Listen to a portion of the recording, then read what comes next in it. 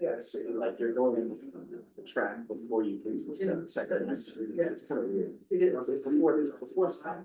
So he needs to start getting off the grass. Yeah. But it's yeah. So it's because it's all year. I think it's probably. Perfect. Well, they tried this. Oh, good for you, thanks. It was like, I just said, hey, you know, too late. It's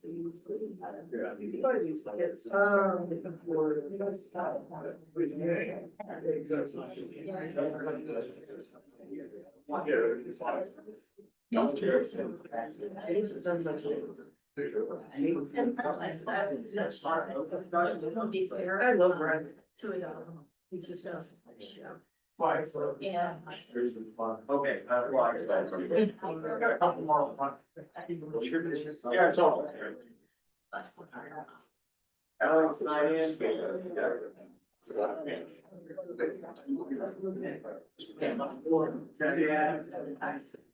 yeah. This happens again. I'm fine. Grayson's fine, and I got thanks. Yeah, I meant to. Give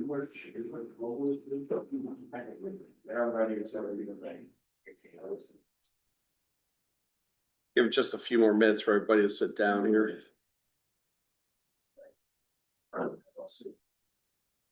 What am I gonna do?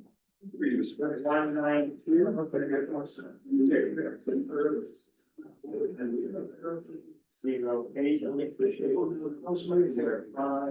just know me, come on. 017. No.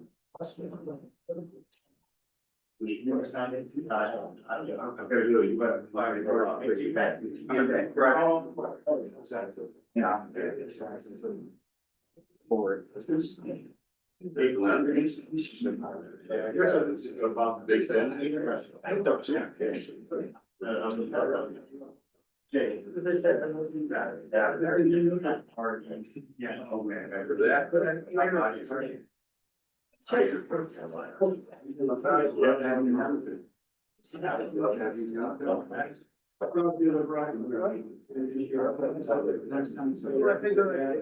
to work.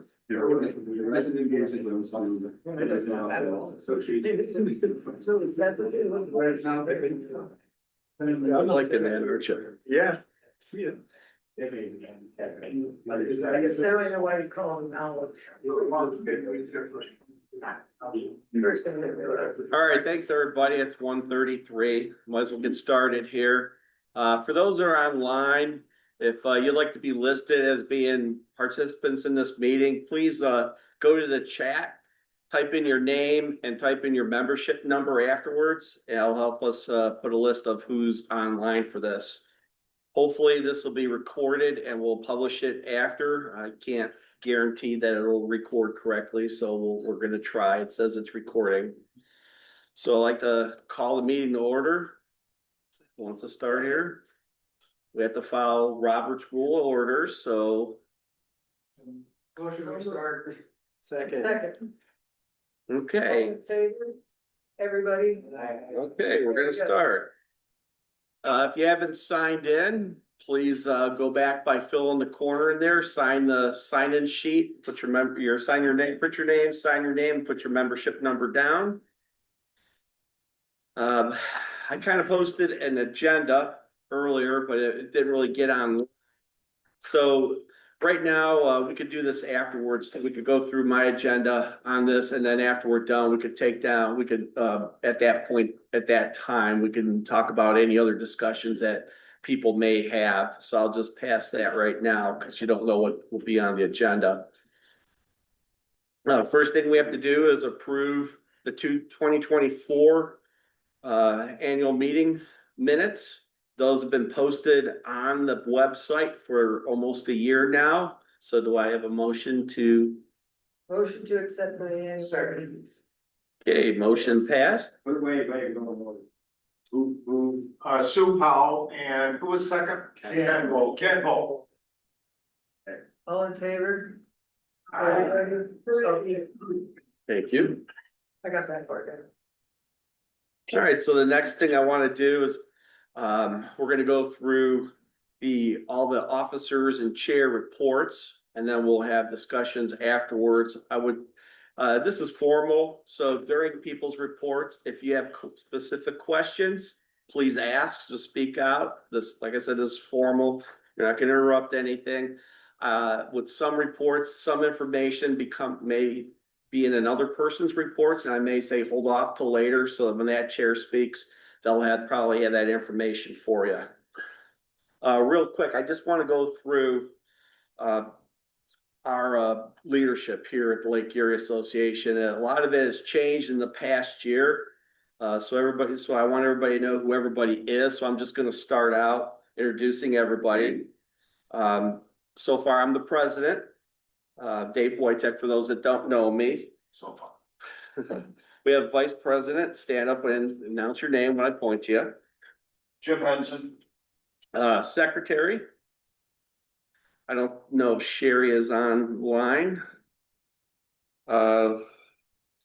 Sherry Lieber, now, how do you pronounce her name correctly? Liebscher. She's our secretary.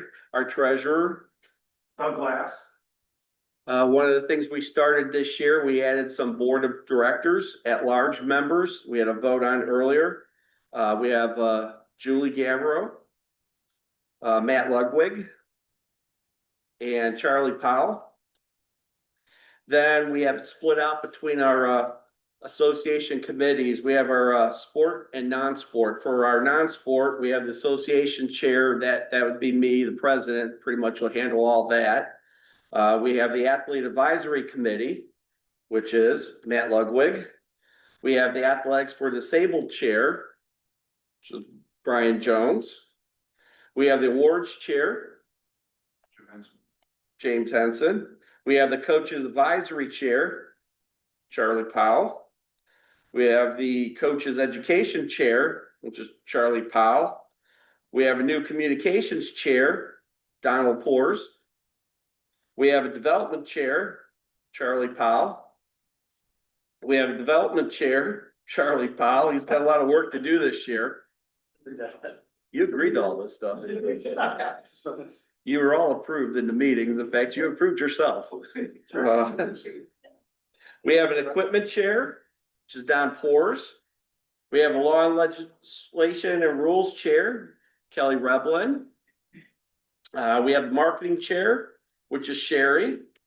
We have a medical services chair. We haven't, right now we don't have a person for that. I have asked somebody offline, so if she accepts, we will have her. I could talk more about that later in the association chair report. We have a membership chair, which is James Henson. The officials chair, which is myself, Dave Wojtek. State sport chair, which is Tony Legino Thomas.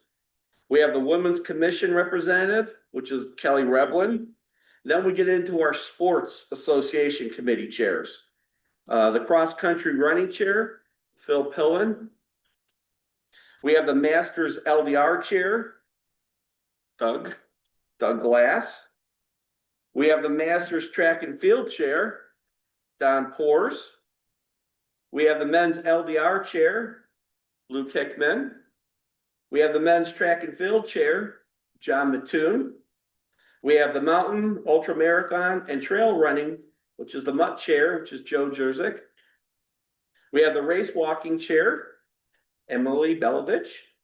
We have the women's LDR chair, Karen McKeon.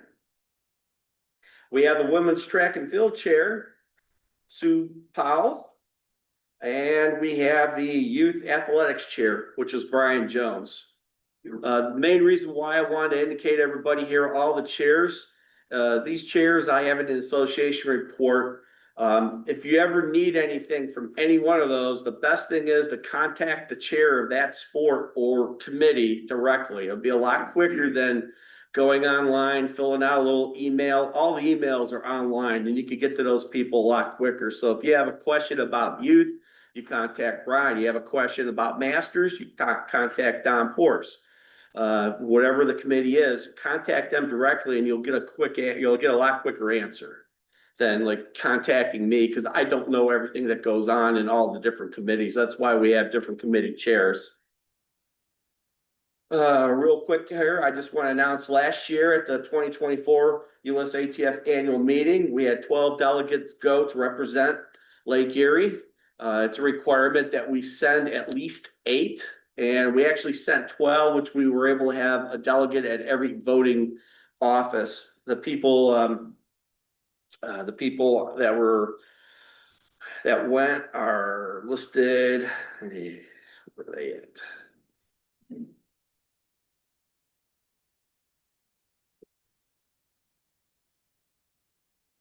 Yeah, I'm looking at my report, so I'm just gonna go off. This is the agenda that I'm looking at right now. So after we'll give the committee chairs, I'll talk about that. Next thing I wanted to talk about real quick was people at the USATF outdoor nationals this year. I wanted to congratulate a couple people from our Lake Erie Association. One, we had Matt Ludwig. Matt, stand up. Matt finished second in the men's pole vault, and he'll be representing the United States in Tokyo here in September. Well,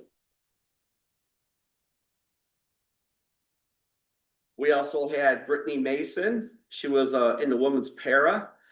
She came in first place in the 100-meter T46 division. She was also first in the open T40. She was in the mixed and in the open. She finished first in both of those, and she also finished second in the women's 200.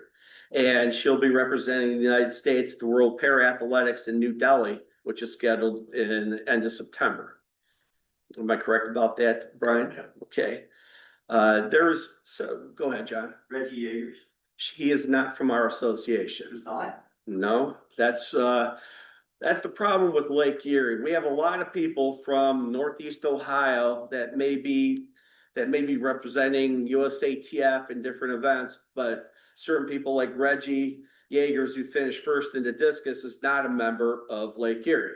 You would think that Katie Moon, who was a pole, second in the pole vault this year, would be a member of Lake Erie. She is not. So we have a lot of local people that once they start going, they go train somewhere else and they join another association. So what I'm trying to do here is I want to, acknowledge the people from our association that do well. Not that I don't want to, I want people from Northeast Ohio, but I want to congratulate the people that are still members of our association. Real quick on the annual meeting this year. Just wanted to go over some future meets that we have coming up this year. And a lot of people will address this again. I just want to make sure everybody hears it and hear it a couple times. You won't forget. We have our Lake Erie Throws Championship on Sunday, September 14th at Spire. We have the Lake Erie Association Half Marathon on September 27th in Akron. We have the Lake Erie Cross Country Championships on November 8th at Columbiana High School. Some future stuff in the way future here. Next year, we will have the Lake Erie Indoor Championships on February 8th at Spire. We'll also have our JO and Open Masters. Those dates have not been decided yet because we're looking at verifying sites and where to do it, because I'll skip up a little bit. We are going to be hosting the USATF Masters Championships at Spire July 16th through 19th. So that date kind of makes a decision when everything else is going to be happening. Lake Erie will also be hosting the Women's 6K Championships. Again, this is a USATF Championship meet. It will be held in Akron again like it was this year. We have also bid on the USATF National Club Cross Country Championships. And if we win that bid, it'll be this November, probably at Silver Creek Metro Park in Norton. And Sue may touch on this later. There's also a possibility that we may host the USATF Youth Championships again this year. So with youth and Masters all coming in the same summer may be a busy year for us.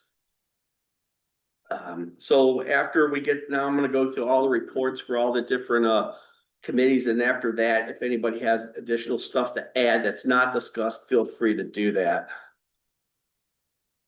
So I have an order here.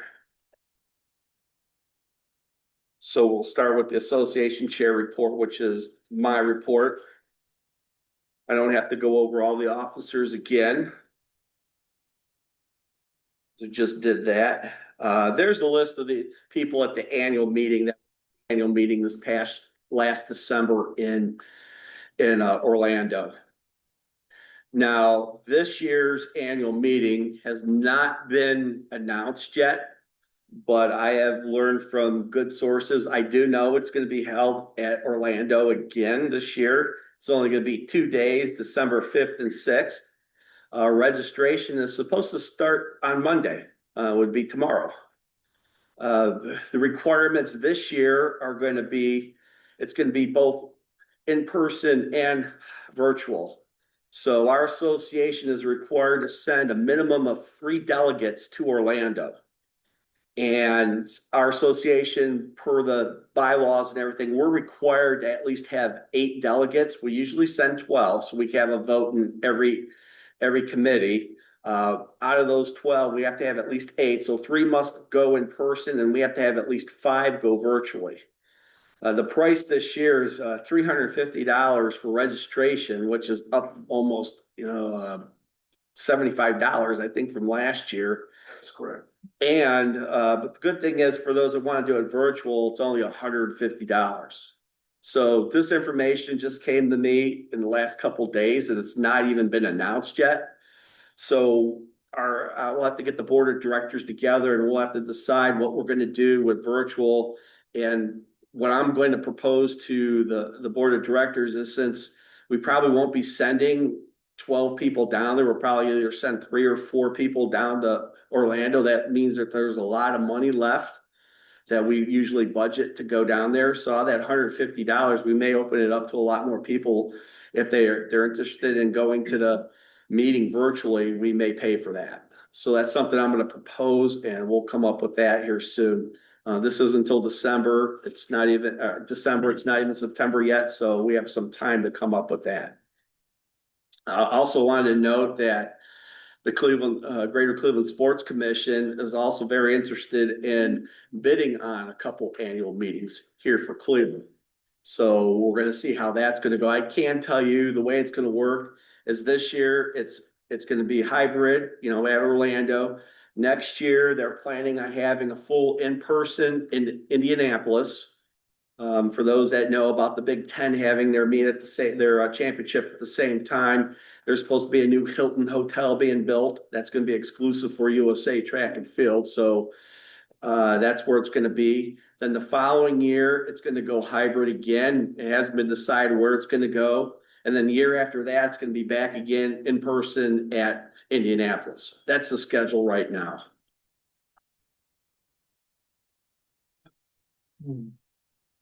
This year we tried to get as many board of director and committee chair meetings put together. We had one back in last September to get ready for the outdoor, like the throws meet.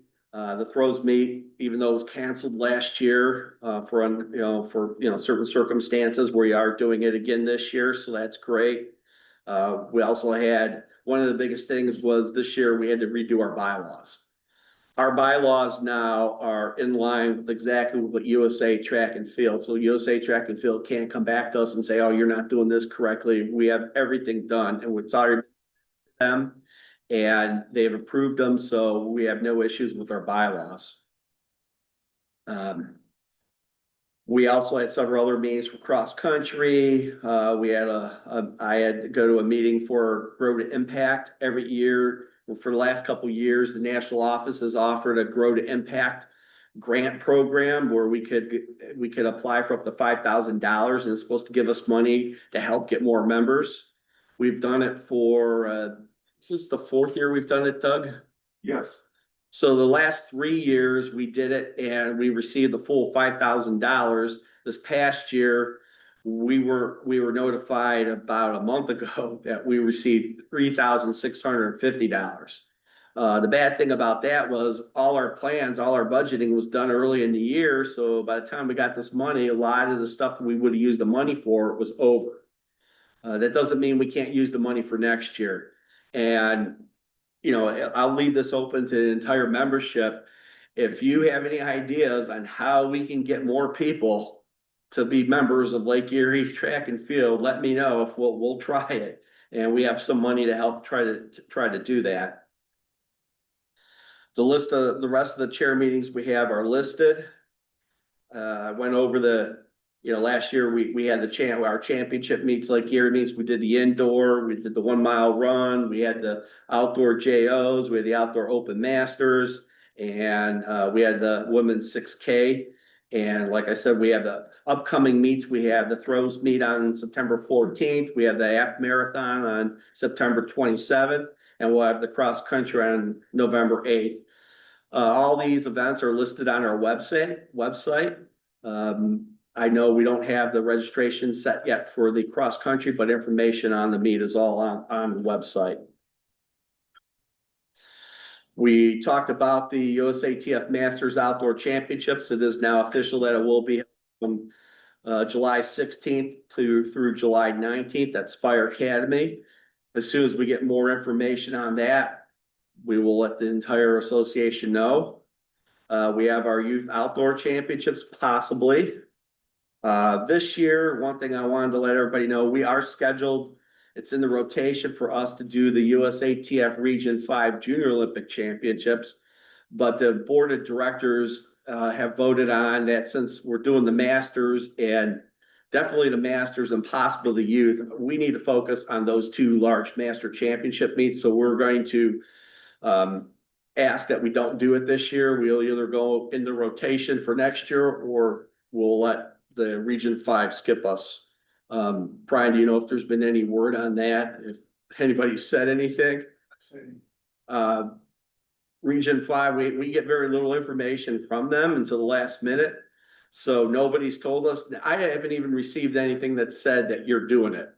Other than Brian knows, he hears it sometimes just because they go by order, by alphabetical order, correct? Yeah. So, and last year it was in Kentucky. And, Elk comes next, so we should be the ones doing it, but nobody said anything. So we'll find out about that. Like I said, this year we had our new bylaws. The bylaws were adopted on December 7th, 2025. They were voted on by the entire membership. We spent there's a lot of people that spent a lot of time on that. But I do want to say that one of the major things we did on that before, the board of directors were just part of the 4 officers, the president, vice president, secretary, and treasurer. Phil actually came up with the idea we should probably add a few more. So we came up with 3 at-large board members.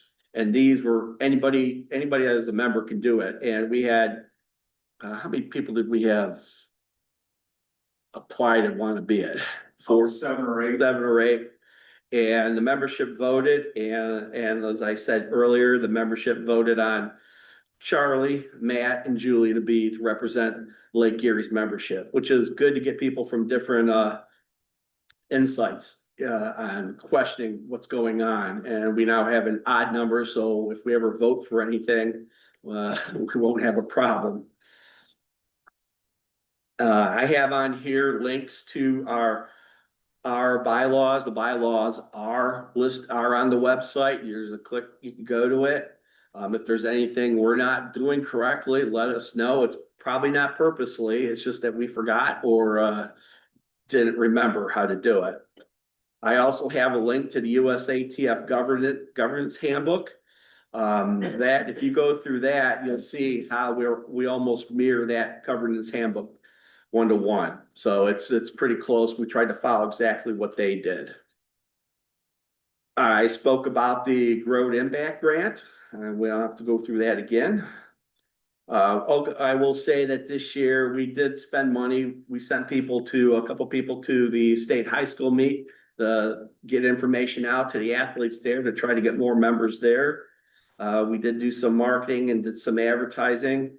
And we wanted to give money for a road race, but we didn't get the money till, I don't know how many of the road races were over. May 23rd, it was a little bit later, we got the check in June, so. But we were told that we were supposed to get it up. Getting a check in June, a month after they told us, is actually good for USA Track and Field, because usually it's about 6 months or to a year. If they send it to the right association. Yeah, Our prology report, does anybody know any of our members that have passed away this year? We want to acknowledge them, but I don't know of anybody, especially no officials. Does anybody know of anybody, any members? Because that's a good thing. One thing I did want to talk about, because I got hit on this earlier in the year, out of the blue, USATF just upped the membership. Don't ask me why. It really went up a lot. But when I started looking at the membership, when I did the 4-year officials membership, it was supposed to be $240. And my bill's $264.88. I'm like, well, what is all this other money for? And so I actually did some, I called the national office. It took some time to get it, but they finally replied back. For a 1-year adult membership, which is the same thing as a 1-year officials membership, which is $65, you actually pay $71.96. The association gets $25 out of that. The national office gets $25. Then there's a $3.90 transaction fee and a $3.06 credit card processing fee.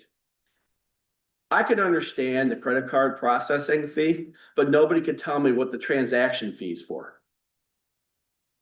So if anybody is in business and knows any of this, and has any insight, I'd be happy to know. That doesn't sound like a lot, but when you're buying the 4-year membership, that transaction fee turns out to be $14.40.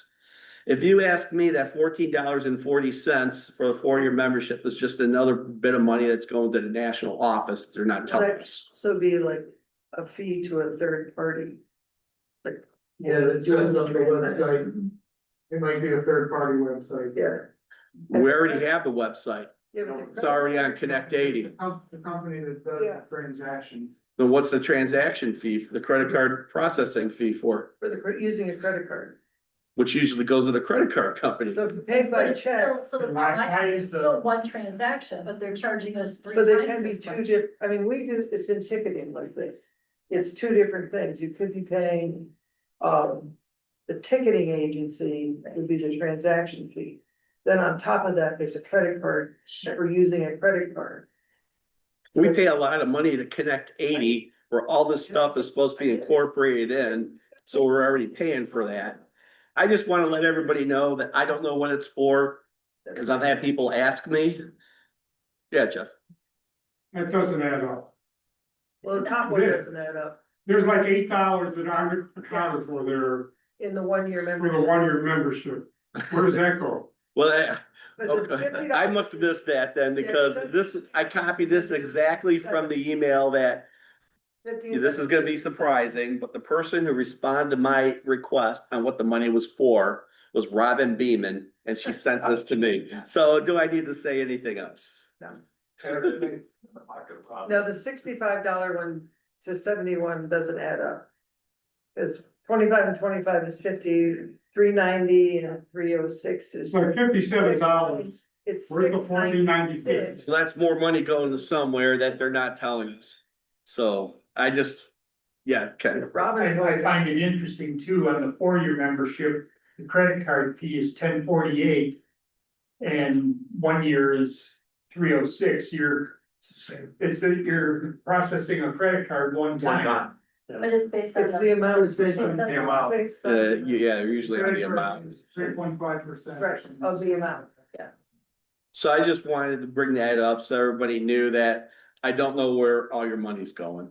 All I could tell you is our association we get $25, and I don't even, Doug, do we even get that? Yeah, we get that. Okay. Well, it all depends. It all depends on if it's a adult membership or a youth membership. Youth membership is gonna be a lot cheaper, but Yeah, they wanted to keep the youth membership lower because they want to keep the youth coming and We want to try to stay close to the Adults. age, but they're not doing a good job. Just let me say. The last thing well, a couple last things here. I just wanted to let everybody know about USATF Lake Erie Apparel. We haven't been shut down yet. Some other associations have been shut down. We find that if you go to the USATF store, it's pretty expensive to buy stuff. The stuff is outrageous.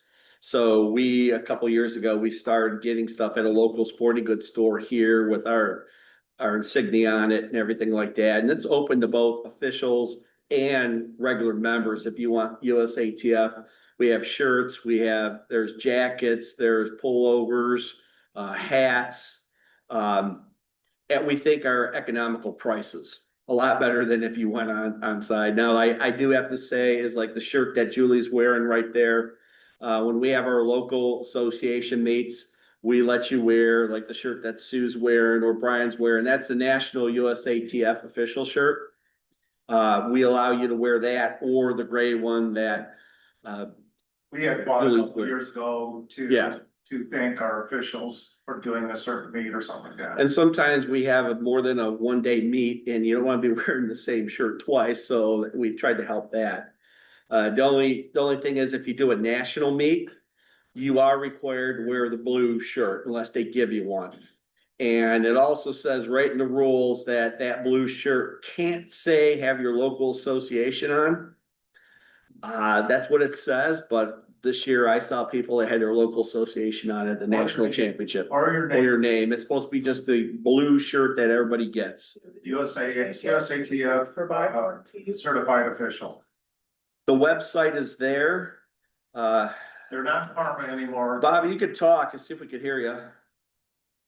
All right. They do custom stuff too. I had a bag embroidered with the logo on it.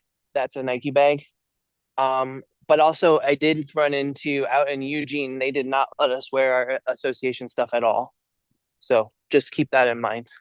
Yeah, you're not supposed to, but like I said, some people got away with it at the national championship. I don't know. I just wanna say that, the National never gave me a shirt in my fiscal meeting in it. And I tried to buy them and they made it so hard to buy them. Screw 'em. So, to be honest, I've tried. So if anybody's interested in getting any Lake Erie attire, the website's there. It's Final Score Sporting Goods. They're very good. I know people from other associations have actually gone there and like Bobby said, they will customize. They've done other associations' names on the same stuff for them. So And they are not in Parma, they're in North Royalton now, they're at State and Ridgewood, so. okay. The only last thing I want to have, I just had some helpful links. That's our Lake Erie website. Go there. That's where you can go to get as much information. Don is now in charge of the website, but everybody needs to know that Don is also limited to what he can do. This is a website that is, how you want to say, controlled by USATF. So there's certain things he can do. There's certain things you can't do. When you want to do something a certain way, you'll find out that you can't. So don't yell at him for it. It's basically what we have to deal with. And there's also a link there for USATF videos. If you're trying to do something and you can't, check out the videos. There might be a window there that shows you how to do it. So that's my report for the president/association. Does anybody have any questions? Because if not, we'll move on to the next person, which would be the Jim. Do you have anything to report for being vice president? I had the only thing I had with the membership, looked it up. Right now, we have 888 certified members, and then if you have questions, please, like Dave said, contact me, and I'll try to help out as much as possible. And then with the awards, You're getting ahead of the game. what's that? You're getting ahead of the game. Oh, okay. You're just supposed to talk vice president. Vice President. Yeah. Ryan so told me to sit here and be quiet, so Okay. Sherry, the next one is secretary report. Sherry's not here, but she did provide a, let's see what she said. She's new this year as a secretary, so it's kind of hard trying to learn everything that Joanne did the last, I don't know how many years. So she's working towards that now. She says here she's hopeful, with strong marketing efforts going forward, our memberships numbers and participation in LEA championships will increase, as well as the number of sanctioned events. So that's what she had to say there. So next, we will have treasurer, we have Doug.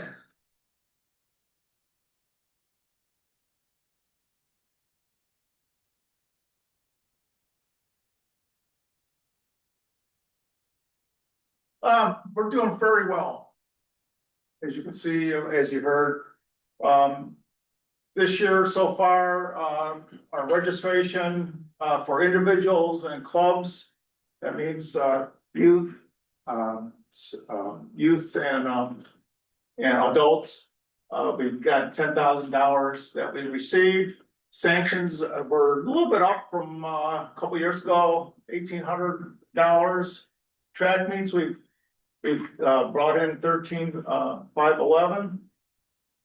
Well, you saw the $3,650 that we received for things that we've only used 2,000. Only used $1,600 on that, so we have $2,000 left out of that. Our office expenses, we have a storage facility that we pay on every month. That's your biggest expense right now. We've spent $11,455 on track meets. Officials, on our officials, it's basically recertification, stuff like that. Sending out, they have to send out badges if he doesn't see you in person. And other things, it could be really anything that doesn't cover any one of those things. So we have a total income right now of 30,000 and total expenses of 17,000 for a net income of $13,000. We got a couple meets coming up that will either make money or lose money, which is not bad. We lose money on our JOs, but we make a lot of money on our masters. We have a great masters turnout and everything else, which is real nice. We still have the annual meeting and stuff like that we'll have to get that, and we were expecting a bigger financial hit on that, but we're doing pretty good. So that's our balance right now. Our total balance is $67,000 that our net worth is right now, which is nice. I got a $20,000 CD making interest, yay. I have a money market and I have my cat on my checkbook too, so we're doing really well. Do you want to pull up the other one? I don't have that one. Oh, not the, I thought you said, I don't have it. oh, you don't have it? No, I don't have it on here. It's been 4 years since I've been treasurer of the association, and I don't know when the last time we had an audit on the books. Yeah, I can't remember.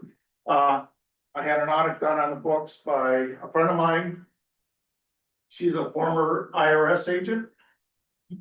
And we passed with flying colors. Because we did a great job. Which was real nice. She went through all the income and expenses and everything else, and she goes, "You do a good job of keeping track of of everything," which is real nice. Sent in her stuff for the N990 for our IRS association, because we're under $50,000 that we get in income every year, so which is nice. So I'll just stay under $50,000. So I'm happy. And also I had to fill out a long 990 form, so which is real good. But like I said, I do have a letter from her stating that we're in compliance basically as an audit. But, it would be nice that we had some type of an internal audit. I'll probably ask Jim to help out. We'll probably have somebody from, either the board or somebody from, thing to go over the books. It's good. Keeps me on my toes. It keeps our finances, everything else straight. So that's it. Okay, the next people I have on here are the board of directors, so we'll start with Julie. Do you have anything you want to say? No. You want to tell everybody what you've done so far for just being here for a couple of months? I mean, it's been only 6 months and you've been involved in a lot of stuff. Right, so I've been attending meetings, I've been actually learning more about how USATF operates. We're involved with the voting of the bylaws. And just continuing, I missed the last meeting, so that was fine that. But it's been a good experience so far. Recommend it for when everybody's next. All right, Matt. Everything you want to say? Sure. Am I doing the athletes? No, this is just, Cool. Yeah, no, it's been good. Same thing. Doing a lot of learning, a lot of listening to people that have a lot more experience and wisdom in these roles than I do. But it is encouraging. There's a lot of conversations that I feel like I can kind of contribute to and put a little bit of insight into, particularly anything that regards either like high performance or the elite athlete side of things.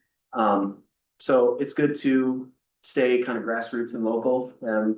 I'm from Northeast Ohio, so this is the association I came up with. And yeah, just understanding how we operate and hopefully continue to grow and cultivate more success and everything in the future. So pleasure to serve. thank you. Charlie? Well, I think, just using the board of directors, position. USA track and field is constantly changing. And is constantly morphing, bringing in things, dropping things. There's all these advisory boards asking us, or asking the national to do X. And asking the locals to do Y, this, that, and the other. That was quite interesting because in the past, local associations, some of us are a little older, you know, we had very little to say in certain aspects. Nowadays, we do have a voice, though we're getting more and more and more passed down from nationals to us as to how to run our local systems. Okay,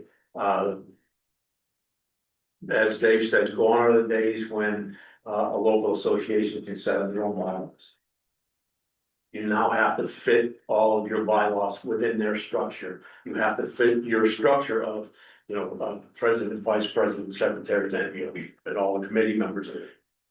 You have to fit it in their structure. You can't have certain specific committees if it doesn't meet national, which was a little bit of a surprise to me because I haven't done this since I moved to Ohio, 12, 13 years ago. So it's been an educational process for me to realize that things superficially have changed a little bit, but on the underside of it, that's the actual the legal side per se, and how USATF is being run from top to bottom has completely changed in the 10 or 12 years since I used to do a lot of this.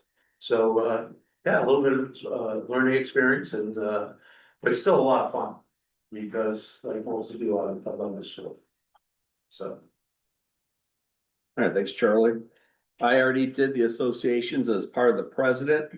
All right, Matt, now you could talk about athletes advisory here. There we go. You want to pull up my formal report? Well, That I did not follow your oops. we got a lot of chair people that can't read. So I read it as a suggestion. I didn't realize it was part of being in compliance. Like I said, I'll amend it. No problem. I try to make it easy. We are required for accreditation to send our meeting minutes in for this meet to the national office. So I try to make it look nice. Everybody has the same thing. I should just be happy he provided a report. That's right. So I'm the Athletes Advisory Committee chair, I guess now called Athletes Commission as of this year. So I'm also the USA Track and Field Athletes Commission Men's Vertical Jumps Event Leader.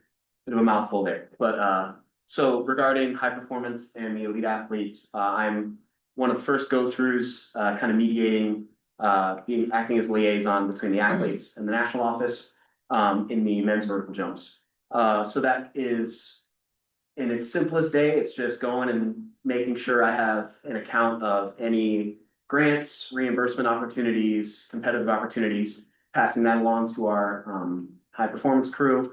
And then if they have any questions about, I think I had on here making sure each mark is either at a sanctioned or recognized event or that it's legal. We had a situation with a street vault this year that two athletes jumped high enough heights to qualify for the men's national championship. And then under kind of a fear, a suspicion, whatever, a little more investigating showed that they didn't have the runway surveyed. They did not measure their heights as they were going up, and what they thought was 580 was more like 568. And they were like, "Oh, we'll just give them credit for 568." And no, can't do that. So introduce that, kind of teed that up for the high performance department to be a little more formal with. And what was to the dismay of those two athletes, their marks were not accepted, they weren't legal, and they did not boot out other athletes that did have legal marks. There was an entire bi-pilot program that was proposed this year. This started towards the end of last year. It had gone through a lot of different committees, and it was organized in the high performance plan and was approved to answer the question from the 2028 Olympic trials. From the end of those Olympic trials, you have 19 days until the start of day one of the Olympics for LA. And that is the shortest window we've had in any recent Olympiad. It's normally closer to a month. So the question proposed was, how are you going to manage the loading volume on your top medal contending athletes and help them turn around in a short time to up our chances of medal attainment? So the proposed solution was a bi-pilot. So Olympic trials, in the field events, we have a preliminary round and a final. We accept a few more athletes as a result. So the suggestion is we create a set of criteria so that athletes can graduate or qualify for a bye through that preliminary round and just go straight to the Olympic trials final, save themselves that go through. This was proposed for the 200-meter, the steeplechase, and one other event, I believe. But those coaches within those event groups that were consulted about it kind of shot the idea down. They said, "We don't want this." No, because they wanted to test it. Let me give a little more preface. They wanted to introduce this in 2025 at this most recent national championships, just to get a sense of there's a world team on the line, and will this correlate to better performances at our global championships? So once those events gave the initial disapproval, they kind of just chose the pole vault and the shot put next. And we were, as an event group, found out in January at the pole vault summit, the second week of January this year. They said, "Hey, here's a bi-pilot program. It's going to take effect this year. Oh, and by the way, one of the criteria is winning the indoor national championship," to which some athletes may or may not choose to compete at the indoor season in preparation for their whole year. So it was very short notice. It was kind of rushed and sort of a half-baked idea. So being one of the event groups suggested, kind of took up the reins along with the athletes and helped to move their voice forward with the national office. And actually, to our surprise, we sat in on a lot of different meetings, and to personally my surprise, they withdrew this idea for further communication to maybe try again in the future. So I think that was considered kind of a win for the athletes. I was kind of surprised to see that they backed off the idea. But we just wanted better communication, to be told a month before our national championships, "Hey, by the way, this is a new format that we're going to just do, and you don't really have a say in it." There was a lot of concern with that, so help to move those ideas along. Yeah, beyond that, I would just check in with my event group pretty regularly, make sure everybody's doing fine. If they have any questions, I was competing at the national championship, but I'm also there as an AC representative to help to oversee any potential protests or issues. There's plenty of AC leadership present, so I'm just another set of ears. Same deal, new to the role, and here to serve. So excited to be working forward. Jude. Any questions? All right, we're gonna go off to Brian.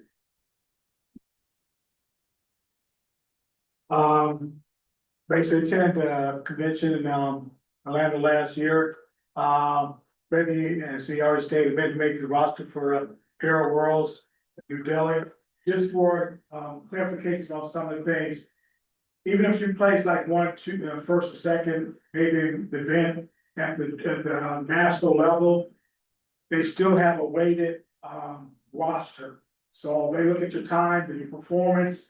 Based on that, if you're gonna medal or something, that's how you make the roster for the pair. So it's not automatic that you win an event and you automatically on a team. That's not how they do it in pair. Okay, she made it, but just to let you know, there might be somebody who might win the 100 and might not go to the world's championship because their time or whatever doesn't get them in the top 5 or whatever. It's based on that thing. So that's one of the things. We had para athletes at our association meet, and also those who completed our association meet was at our junior national para meet.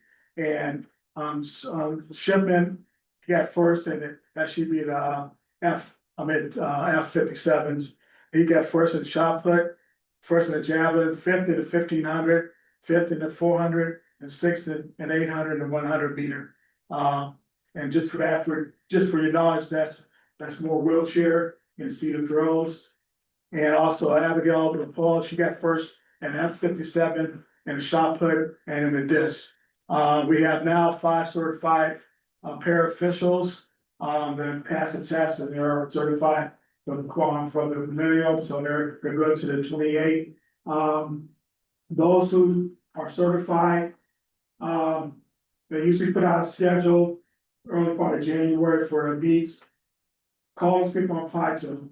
And now as new officials, you might have to pay for your transportation to get there, but they do have opportunities. Me and Ken have been at a lot of meets and they're bringing a lot of new people in. So if you really want to be part of that, just reach out, do stuff like that and make yourself available. They are looking for new faces and stuff like that. As far as who did, Cam went to the Texas Regional Meet in San Antonio, the Desert Challenge, Oklahoma Endeavor Games, and the Junior Hartford Nationals in Grand Rapids. And I went to the Desert Challenge in Oklahoma and Junior National. And the Desert Challenge was an international meet. We had people from India, Brazil, Mexico, and other places. They did have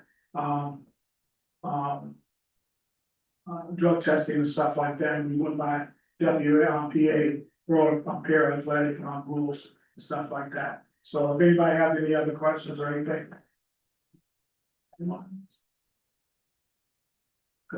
I got something to say. I will say now, remember that para is now officially part of USA Track and Field. The last outdoor championship, para was there and it was integrated, and I saw a lot of stuff I had never seen in my life. Never saw a blind person do the long jump. And that was pretty incredible watching him do the long jump. I mean, especially when they made the whole stadium get quiet. Yeah. So he could jump, and his coach coached him down the runway. That was pretty good. And there's probably more people that you don't even know that are from around here. They're in para. I mean, I was on my plane from San Francisco to Eugene, and I'm sitting next to a lady at the para, and she's like, "Oh yeah, I go to was it Arizona, University of Arizona." Here's the challenge. Yeah, who? That's the Desert. No, that wasn't her. It was another lady. Oh, I'm okay. talking to her, and she's like, I said, "Oh, I'm from." She asked where I was from. So I'm from outside Cleveland. She goes, "Oh, I'm from Streetsboro."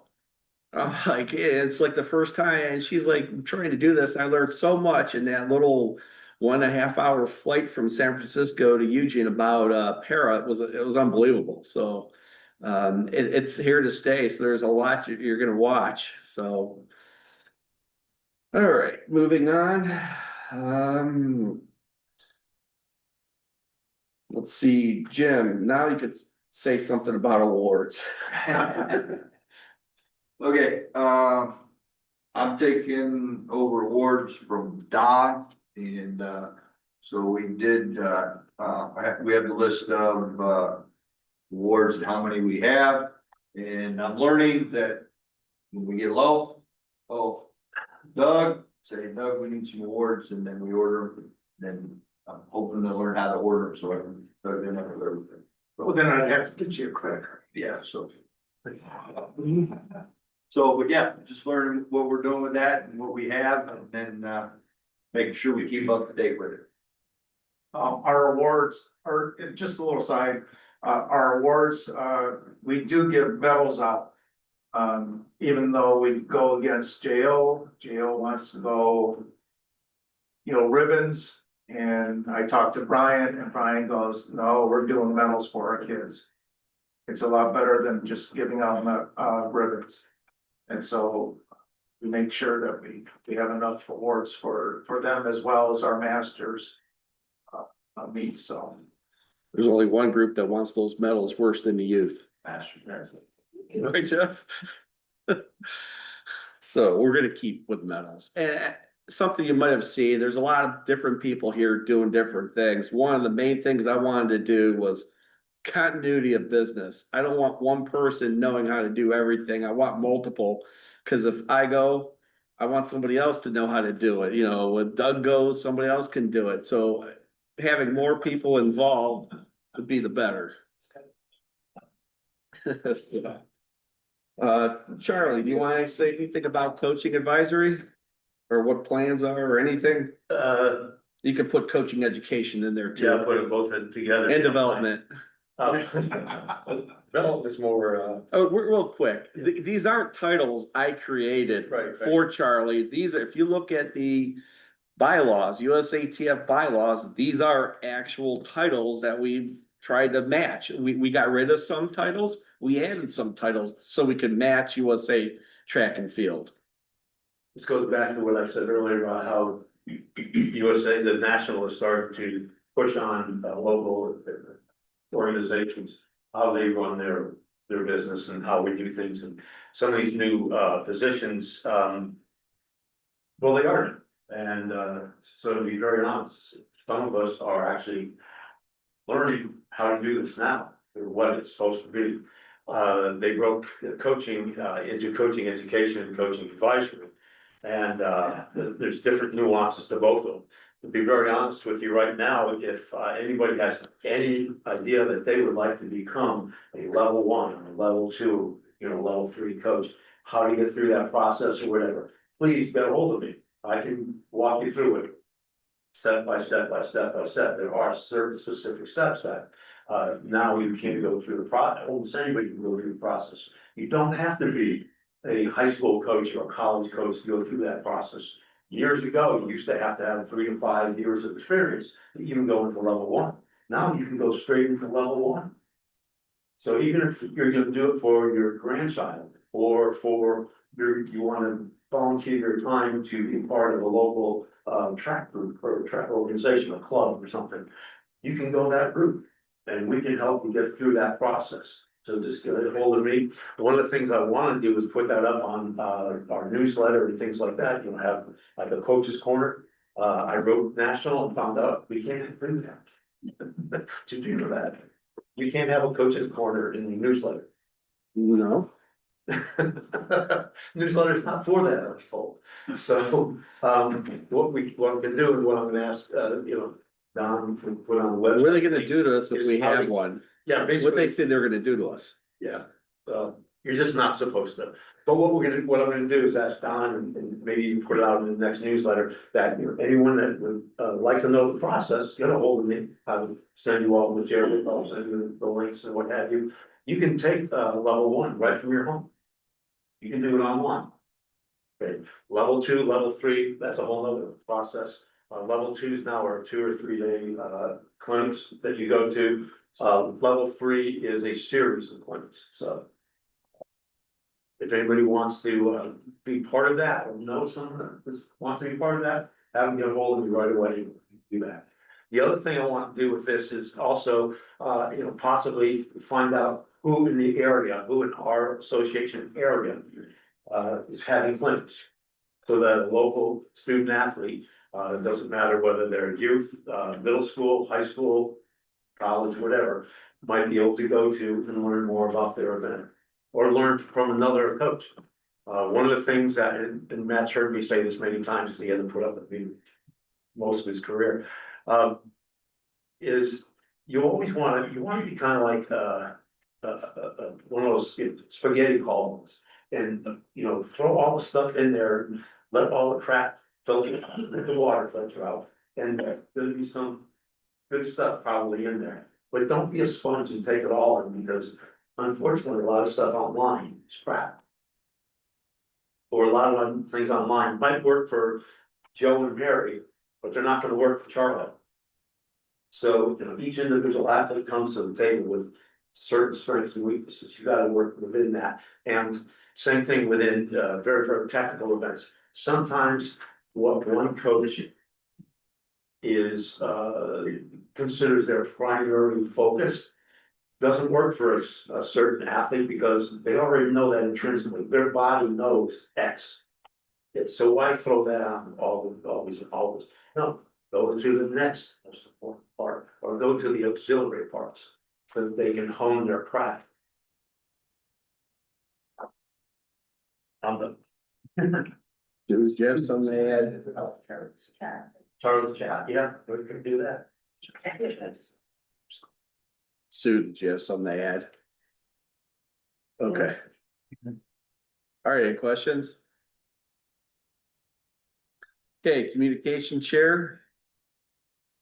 That's me. So I became communications chair in January of 2025. And we had some issues with the national office on getting me access to the different areas, doing the emails and doing the web page. It took us about till June, finally give me the web page access, and in July, I finally got email access. I will going forward be able to help Dave with sending out emails. I have gone in and kind of updated the website. It now has the list of all our association leaders. And I know he had said earlier, if you need to contact one of the leaders, to email them. So if you go to our website and click on the About button, and then you'll see a directory button, click on the directory, then you'll see all everyone's name. You just click on their name, it will automatically put you into an email program with their correct email to send to. And I've also updated it with adding events that are coming up. So if you guys do have events, after they've been approved by the board, send the information to me and I can get that up on the webpage. That's about all I have for now. No, you're not done. You're not done. Well, for the communications chair. Okay. Any comments for Don? And Don is updating the directory. If things change, the directory will get changed right away.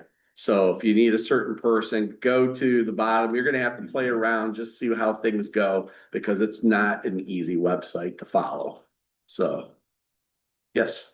I just noticed you got chat up there, so I don't know if anybody's asking questions online or not. I was gonna hit at the end. Okay. I'm on one screen here, so if I don't chat, everybody sees it right away. So I was gonna wait. Remind me at the end though. Okay. Okay, any other questions for Don Communications? Okay, so Don, equipment. Okay, equipment chair. So we purchased the equipments for pretty much the field events, the shot, hammer, discus, and we have pretty much all for both youth and masters. I currently have a locker in Willoughby, Ohio, a 10x10 locker. I plan on moving it. I did find out there is a storage area right down the street from Spire. So I'm planning on moving out to having it moved out there, so it's easier to bring to Spire, because that's where most of our meets are. Should have storage things right on or? A lot cheaper, I have no idea. a lot cheaper. I have no idea. Okay, I'll talk to you afterwards. Yeah. Okay, so we might be at Spire. So like I said, so this kind of list of the things you have, and I know in our last meeting or our board meeting, we kind of discussed that we're gonna open this up to Lake Erie members. If you're going to a meet and you don't have the specific implement for that meet, we would possibly allow you to borrow that meet or borrow that implement. So you just need to contact me and work that out. Just to be specific, we have all the implements except for weight. Yeah, except for weight. Weight's the only implements we don't have.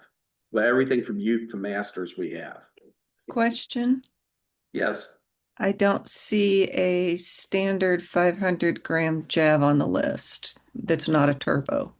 Oh, we have one. Yeah, that's a typo, sorry. Okay, thank you. 500-gram turbo. Wow. That's a big one. I know up to the. Wow. The arrow shows easy happy jobs. So we'll come up with something soon about how if one of our members needs to borrow some type of implement, you know, what you can do to borrow it. We want to make it available for, it's not only for, I mean, we only have, you know, a couple meets a year for throws. I mean, it's just sitting there. So if we have a nice, you know, an athlete who wants to go somewhere, but they can't afford to buy an implement, you know, let's let them borrow it. So. Yeah, in addition to all the other stuff we have for all our meets, he has listed here. Any questions on equipment? Okay. Kelly, you're next. Everybody Everybody wants to see you, so come from. Okay, so this is the lawn legislation report. 2024 was not an L&L year, so there were no new amendments to discuss or address, primarily at the annual meeting. There was one, holdover from 2021. The youth, division had asked, lawn legislation to look into, bringing the USATF regulations into conformity with the rule book. So this was a 2021 proposal. So there was a task force that was created and they looked at the proposal that primarily had to do with meat bids, bidding selection, bidding solicitation, the awarding of championships. Brian's nodding his head, so it sounds like he's had much discussion on that. So the task force looked into it through 2023, 2024. And an amendment was proposed. The amendment was presented to the general membership of the USATF at the annual meeting. The general membership approved the amendment. The board of directors had to sign off on that approval, and they did so at the December 19th, 2024 board of directors meeting. So I don't know, Brian, if you have anything else to add on that or any insights? No, basically all I did was, probably what happened is that the youth is supposed to be part of the bid process. If you know anything about the bid process in the last X amount of years, national officers are just giving. That's what it sounded like, yeah. Whoever they chose to be part of it, so the youth were getting upset because they wasn't part of the process. And that's all that was, is that they should go by the bylaws and go by the rules, and they wasn't doing that, that's why they brought that back out. Thank you for the insight, I appreciate that, so I wasn't involved in that part of it, just get that. Dave, do you want me to address women's commission as well, since I'm here? No, No. get everything in order here. Look, I'm following numbers. Okay, any questions to Kelly? Sorry, any questions? There wasn't much going on, because like I said, it wasn't an L&L year. Okay, Sherry did a marketing report, put it up here. Okay, I guess I could read it, but I'm getting old too. Many ideas have been discussed during meetings this year as far as improving marketing for USATF Lake Erie, including more giveaways at meets, including patches, bag tags, and shoe bags. Those ideas need to be solidified and taken action on to make it happen in future meets. Now, we did do bags this year. We, Charlie purchased bags and we handed those out at the JO meet, right? And that was I think that was a big hit. Yeah. We used our marketing money for that. Probably do something like that again. And we state meet, right? Oh, did we take them to the state meet? Yes. Okay. Our bags to the state. I gave those back to individuals from the Lake Erie Association who happened to stop by and if they hit the podium or something like that. It says here she personally reached out to mainstream media earlier this year regarding our indoor championships. Press releases were sent to all Cleveland area TV stations and one in Erie, PA, in hopes of obtaining coverage. There was no response from any stations, but we will continue to reach out regarding future meets. especially the national championships coming to Geneva next July. Our meets are exciting events that deserve attention. I continue to publicize meets through the USATF LEA Facebook page and post photos and videos from our meets. As well as a result, we have received many inquiries about joining clubs in our association and joining USATF. I was not able to participate in many of our sanctioned events this year due to family matters that were serious and unexpected. Therefore, my usual marketing efforts, especially this summer, were not up to normal standards. However, I am looking forward to doing more videos and expanding the use of our YouTube channel, continuing to reach out to mainstream media, TV, radio, and newspapers, upping our social media presence, and making our discussions regarding swag for participants actually happen. I am also looking forward to participating in as many events as possible, going forward with the dual role of athlete and sports promoter. We have great athletes and officials, as well as exciting events that deserve public attention. It will happen. That was from Sherry. And the next, we talked about the medical services chair. We don't have one yet, but that's, we'll have more information on that coming. Jim, you want to talk about membership? No. As I said, before that, I looked the other day, after I was taught how to actually get to where I can find it. And, we have 888 members that, have everything in. Obviously would like to see that go up. And, again, if you have questions on that or know somebody that has questions on that, new at the role, but I'm learning, and we'll try to find out, answer best I can, and get you what you need. One of the things I asked Jim to take over is just making sure our accreditation is handled. It involves several different people, you know, membership, sanctions, officials, finances. And all the stuff has to go in, and we just got put on notice that we hadn't sent it in yet, so we have to get the stuff into them. And I don't want that to happen again, so I've asked Jim someone else to be on to just push to make it happen. The more people that are saying, I want you to be like a Karen who gets on people about marketing, about the newsletter stuff. If she didn't get on it, we probably wouldn't get newsletters out. So I just want to make sure we don't miss anything there. When you learn more, can you get a breakdown between youth and, open and masters numbers? I can't tell you, I don't remember the numbers of the masters, I believe is our largest group. You have the youth, there's a big dip, and then you have the masters up here. So yeah, I can. It makes it a little, I don't know if you tried getting those numbers on the website, it's kind of hard to find real numbers because it's all day by day, because in one day, someone may be a member, the next day, they may not be a member.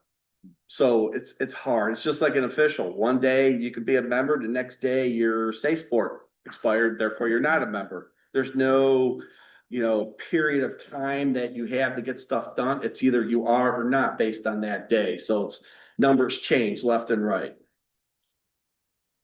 Okay, for the, I'll do the certification chair report for the officials. We have meetings all the time regarding certification. I attend all those meetings and try to get updates on what's going on. As of 8/12, that's why I put down here, as of 8/12, we have 101 officials right now. That's 2 up from last year, and I can tell you from now, from 8/12 to now, we actually have a couple more officials that have joined. We still have on here, we have 43 invalid officials. Those are people that either didn't do their, you know, Say Sport background check, they never renewed their membership, or they just no longer want to officiate. They never paid their officiating fee. I tried to get on those people, send them, we can't send blasts to them. We don't want to, so I tried to send out emails to them directly. Just to give you breakdown on some of the officials in our association. You know, we have 66% are male, 34% are female. I listed down there the age groups. I mean, you could tell from 18 to 29 at 6%. We don't have the, from 18 to 29, 6%, 30 to 39, 5%, 40 to 49, 9%. That's not many. We don't have a lot of officials in those. And then you get down our biggest age group, 60 to 69. That's 31% of our officials. So we need to be bringing in more officials. Our oldest official's 82 years old, and our youngest is 20 years old. So the average age for all the officials are 59. So I think that's come down a little bit.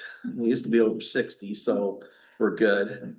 I just put a list there based on your official's number. That pretty much tells you how long you've been an official. That's the top 10 in our association right there. Phil, you're the longest official. As we all officials know, recertification started back on November 1st of last year, and it's been hell trying to get everybody certified. There's just so much stuff that has to go through. But as you can tell, the numbers I just said, we actually did pretty good. There's only a handful of invalid officials that I think still want to be. They just haven't done it yet. So that's good. So I think we could actually get our numbers of officials up even higher. For any official that, if you believe you are certified and you don't have a card yet, please contact me and I'll tell you why you don't have a card. It could be just something they never sent it to me and therefore I never sent it to you. So contact me if you don't have a card. Some people in here know how long it takes to get a card. Some people I have certified a person and in a week their card came. Some people I certified 6 months later their card came. So it's all up to the national office. They are in control of it, so there's not much I can do. Our uniforms haven't changed. I just wanted to stress that at our local meets, you could wear the gray polo or the official blue polo. One thing, John, what kind of, you don't have them on. I wanted you to show your shoes. Oh, the topo shoes. Yeah, one of the big things that they did make recently, it's always been you had to wear white Nike shoes at the. Color doesn't matter. Well, I said used to be. It was very strict. You had to wear white Nike shoes. Then they changed it a couple years ago where you could wear any colored white Nike shoes or unbranded white shoes. Now you could wear any color Nike shoes or any color non-branded shoe, which is kind of good, kind of bad because I wore white shoes, unbranded white shoes, the outdoor national meet, and they came home green. And why is that, John? They painted the grass at the long jump, around the long jump. So, but I just want everybody to know that. So if you do a national meet, make sure you're wearing your blue shirt, not your gray. Just want people to know that. Oh, this year.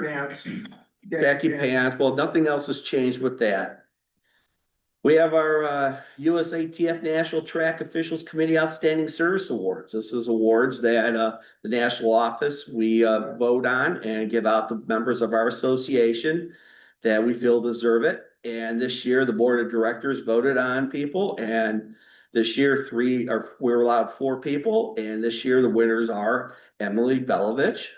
Emily, stand up. Dennis Johnner. Dennis, is he here? He's not here.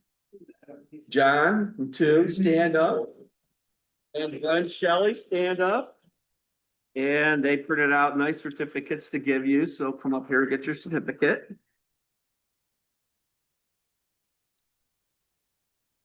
Okay, I still have one from Richard Hughes. Hey, John, or Jim, I got one for you from 2024.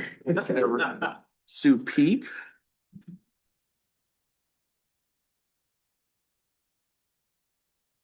John, thank you. And Emily. Congratulations. Real quick on selections for this year for the big meets. These are meets that USATF, the committee selects people. I kind of numbed it down to only meets where people were selected to do. Not that you weren't selected to do other meets like the Masters or JO, but these people have to go through a strict. For the USATF U20, we had Lyle Shull. For USATF Indoor Championships, Terry was an alternate. I don't think Lyle actually won it because he had some medical issues or family issues. He was there, okay. For the indoor championships, Terry Armstead was an alternate marshal. Doug was the umpire. And for the outdoor championships, I forgot you on here, John. It's okay. Chris Stancliffe did implements. John Mattoon was pole vault. And I did EDM, EDR. I'll correct that, John. And if there's any corrections on any of these, please let me know, and I will, if I missed anybody, because things change. For the big 2024 collegiate selections, I have to say our officials from Lake Erie are really getting out there. We're getting out doing quite a bit. We didn't have anybody at the D1 indoors, but for the D2 indoors, Karen McKeon was an umpire. John Mattoon was all over the place, was a pole vault. I was a protest official. At the D3 indoor, Sue Pete was a clerk, Don Pores was a horizontal jumps, and Ken Vogt was a umpire. At the D1 East Regional in Lexington, that was from the year before. Sorry about that. That was the year before. At the D1 West round. That was last year too, Okay. because I was the only one that. Was Doug Glass was there. At the East Regional, I know that's correct. Christine was Stancliffe was implement inspector, and I was the jumps referee. At the Western Regional, Doug Glass was the umpire. And at the D1 championship in Eugene, John Mattoon was pole vault. And then we have a whole list of people that did the D3 championships. I'll just read them quick. Emily Belovich, clerk. Michael Edelman, umpire. Des Gautner, throws. James Henson, throws. Richard Hughes, vertical jumps. Michael Jankowski, horizontal jumps. Brian Jones, umpire. Frank Martinick, EDM. John Mattoon, vertical jumps. Karen McKeon, umpire. Brett Neff, horizontal jumps. Sue Pete, clerk. Phil Pillen, horizontal jumps. Donald Pores, horizontal jumps. Ken Prince, vertical. Well, you got selected for it. You didn't do it though, right? Okay. Glenn Shelley, throws. Lyle Shull, throws. Christine Stancliffe, implement inspection. Ken Vogt, horizontal jumps, and myself was running referee. For this year, the USATF National Championship applications have not been posted yet. Those will be coming soon. We do know the dates on some of the main meets. The indoor meet is the 21st and 22nd at the Pig Farm in Indianapolis. The combined event. Indoor, the elite indoor championship, that's what they're calling them off of this. It's the senior outdoor indoor championships is 28th of March 1st at Ocean Breeze. The outdoor, the U20 will be with the Nike and Nike again. That's June 18th to 19th. The outdoor championships and the pair championships will be July 16th through 19th. It's not official where it's at yet. Assuming it'll be at Eugene, but and then the world I thought the elite went to the 23rd to the. Yeah, that's not right. Yeah, it's the 23rd. You're right.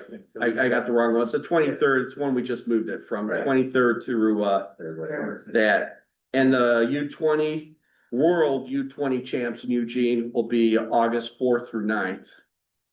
The application for the NCAA, all the national championships NCAA are listed here. That link is out. You have to go to RefRQ. There's a link in here how to do it.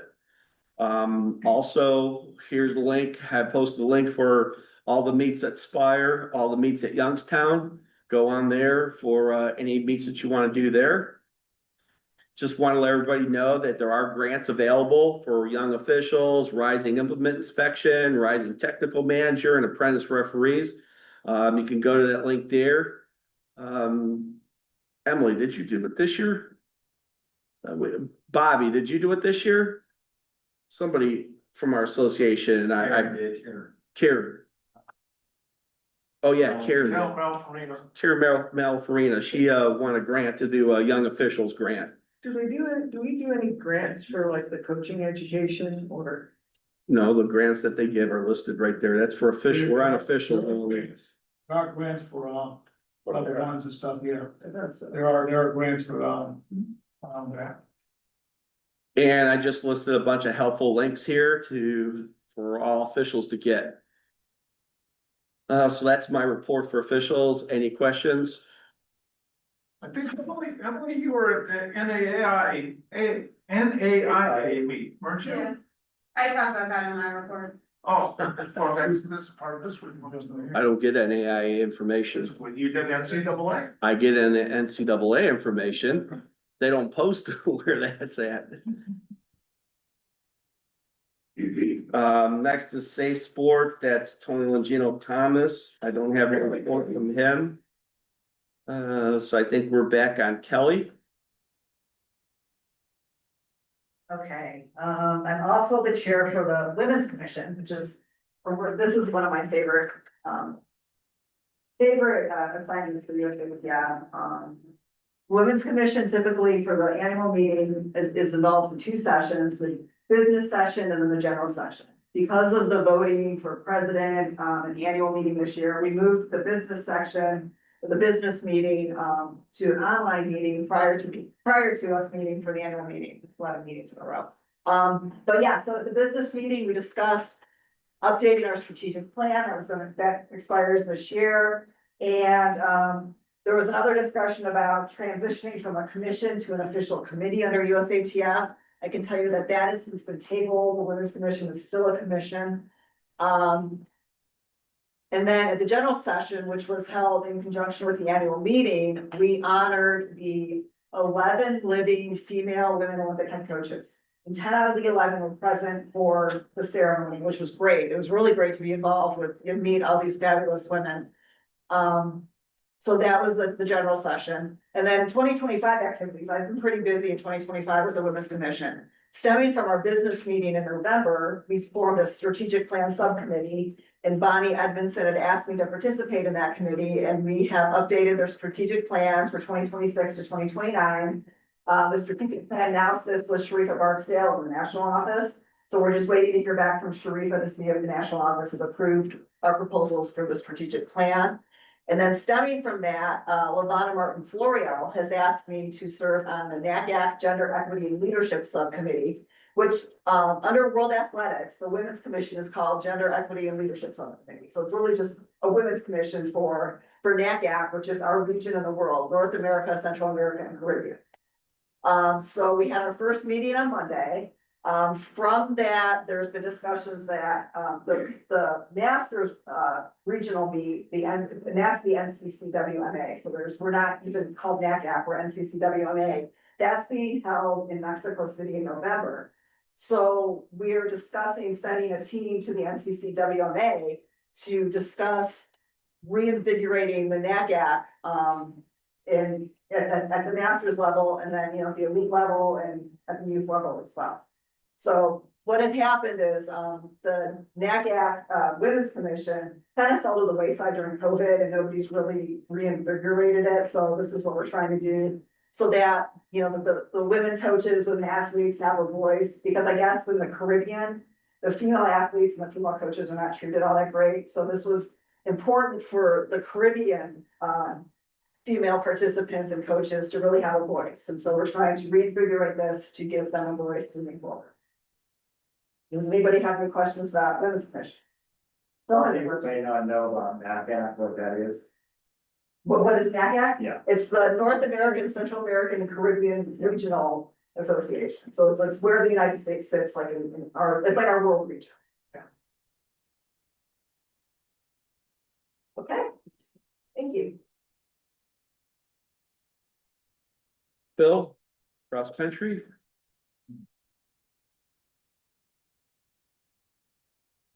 Sure, the cross-country report is up there. There's a couple here if you want them. We're going to have a free cross-country race series. You can see that September 20th, September 27th, October 11th. Next year, I'll maybe try to look at a few colleges and see if they're willing to put up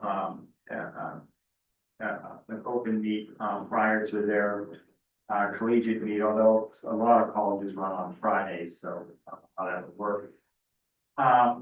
Saturday, November 8th will be the USATF Lake Erie Association Youth Open and Masters cross country championships in Columbiana. All the information, all the entries will be done online. I have some sheets, shouldn't say that, but I do. If you go to work, if you're an official and you work cross country meets, if you want to stick them up on the porta johns, that'd be appreciated.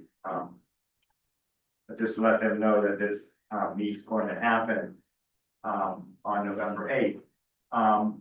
There will not be a Foot Locker meet this year. So we may get more youth athletes to run our November 8th meet. And the interest may be for the youth JO meet, which is back in where was that last? I think Indiana or Illinois. Indiana, Shelbyville, Indiana. Yeah. Okay, so other things happening.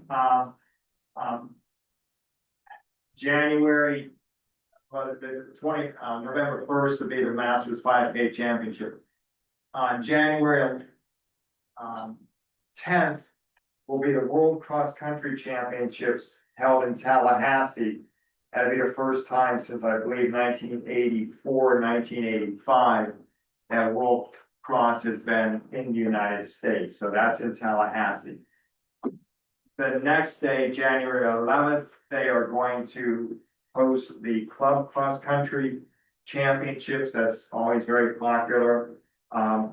I also think that there may be some kind of a youth meet down there also, so. Yes. That more information will come, hopefully soon of how Tallahassee is going to handle, World Cross and several thousand, more athletes running across country. So that's my cross country report. Any questions on that? As on a side note, if you have not signed in, please sign in. Those who are online, would you please just type your name in the chat box so we have that record. There are 32 individuals here sitting in the room, and several online, which is really exciting. You saw me as the longest tenured official, so I've been around for a while, and in 40 years of being part of this association, we've really made some good strides in youth open and especially in masters. We're still trying to hit the open and the youth, and we're working on that. So everybody here plays a part, whether you're an official or an athlete, of trying to promote the association, and that's basically what it is. We cannot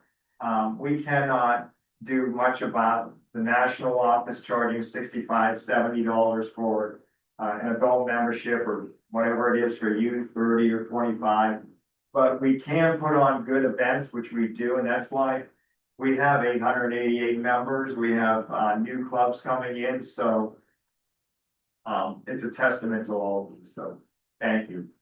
Hey, Bill, I just want to let you know that Spire does have a 5K cross country course that does not cross any roads. Okay, we'll look at that for next year. Go south, we'll go north. There you go. Any questions for Phil?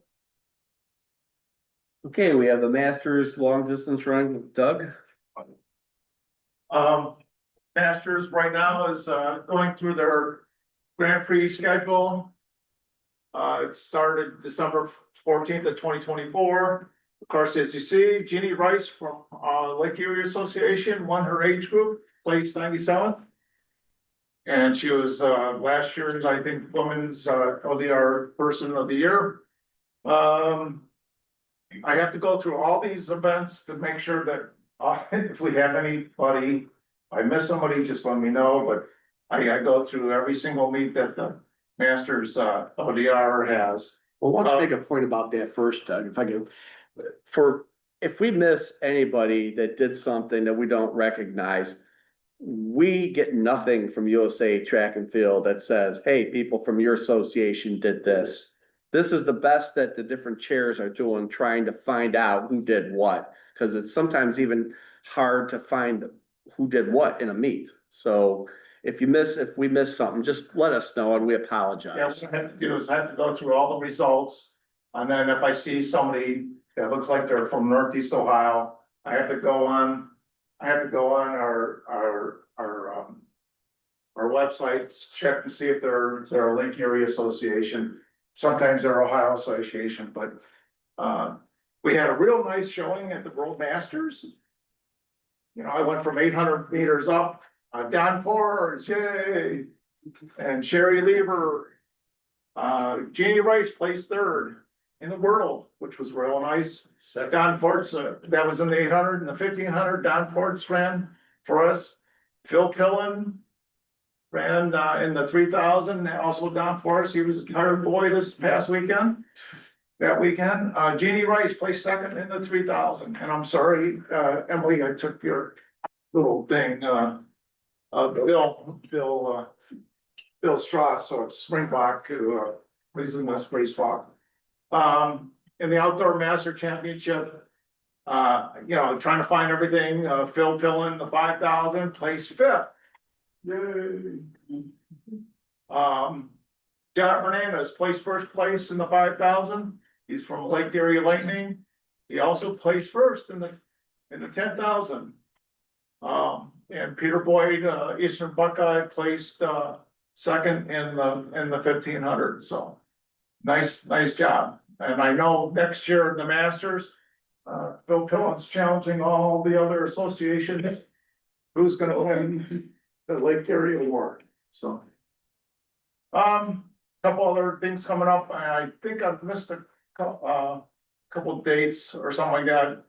Some things come up and then they go off the list, but that's the best. And then I had to show our other meets of our other athletes and Masters men's 1500 indoor. We had some nice times and then go ahead and go down a little bit more. We did the outdoor there, so congratulations on everybody who ran. It's really nice to see distance running. And that's my report. Any other questions? Hey, Doug, I have a question. Yes. Would it be helpful if we sent, like, for whatever particular chair, the event that we do, if we sent, like, say, this is what we did at Nationals Indoors, just so you don't have to go to the road records. Yeah. There's a result. Making it a lot easier. I would say yes. Yeah. For all the Masters, track and field, Masters LDR, anytime you compete, sign it, and if you just want to have communication, I can get it to the right people. Or the newsletter person. Yeah, that way you guys are. Yeah, I'm looking for, our associations and stuff like that. Yeah. Because a lot of times in these results, they won't list your association, they'll just list you're from Ohio. You're from Ohio or you're from Canton or whatever, and then I gotta look up on our membership list, okay, it's he or she are a member, and it's time consuming, so. Done? Okay. And I have to update that, I have this as the communications chair report, and it's really the master's report. Typo on my part. I did attend the national meeting in December down in Orlando.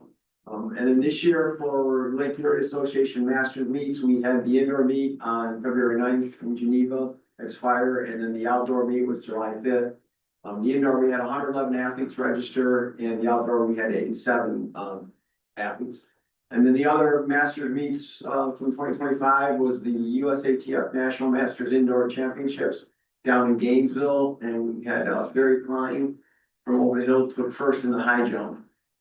And then the World Masters Indoor Championships were in March, and then Doug kind of listed all the athletes for that one. Well, I listed the Well, yeah, most of the Well, we had some, No, just, short distance, racers too, so. We had some jumpers too, yeah. And high jump. Yeah, Long jump. Then there were the Ohio Senior Games were in Westerville, and then the National Masters were outdoor with the Ames, listed some of the athletes that were there. And then the National Senior Games were in Ames, and then the National Master Throwers were in Middleton. Dave has already kind of discussed all the upcoming meets, so I just have those listed there, but that's all I have. Any questions?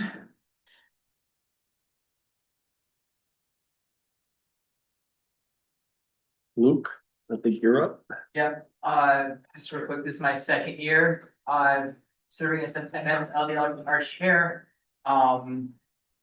So still figuring out, learning scope my responsibilities. 2024 race series results I have posted here. We are not holding a road race series in 2025 as Dave kind of mentioned earlier. We did have a 1 mile road championship at the Memorial Mile back on Memorial Day. And then the Akron half marathon we'll be having our half marathon road championship on that later, end of September there. Any questions for Luke? Okay, John, I think you're up next. Okay, so, the current, outdoor championship, I happened to go there. I thought Reggie was part of our group, but I guess it's not. But Matt, again, was, silver medalist and will be representing the United States at World Championships in Tokyo. So they'll have a whole lot more time to prepare this year than we did a few years. We're looking for some good things. And then the athlete funding, and this kind of, so what happened during the year, Dave got an email from Reggie, who we thought was part of Lake Erie. And Dave forwarded to me, what he was looking for is some type of funding that maybe Lake Erie could give to him.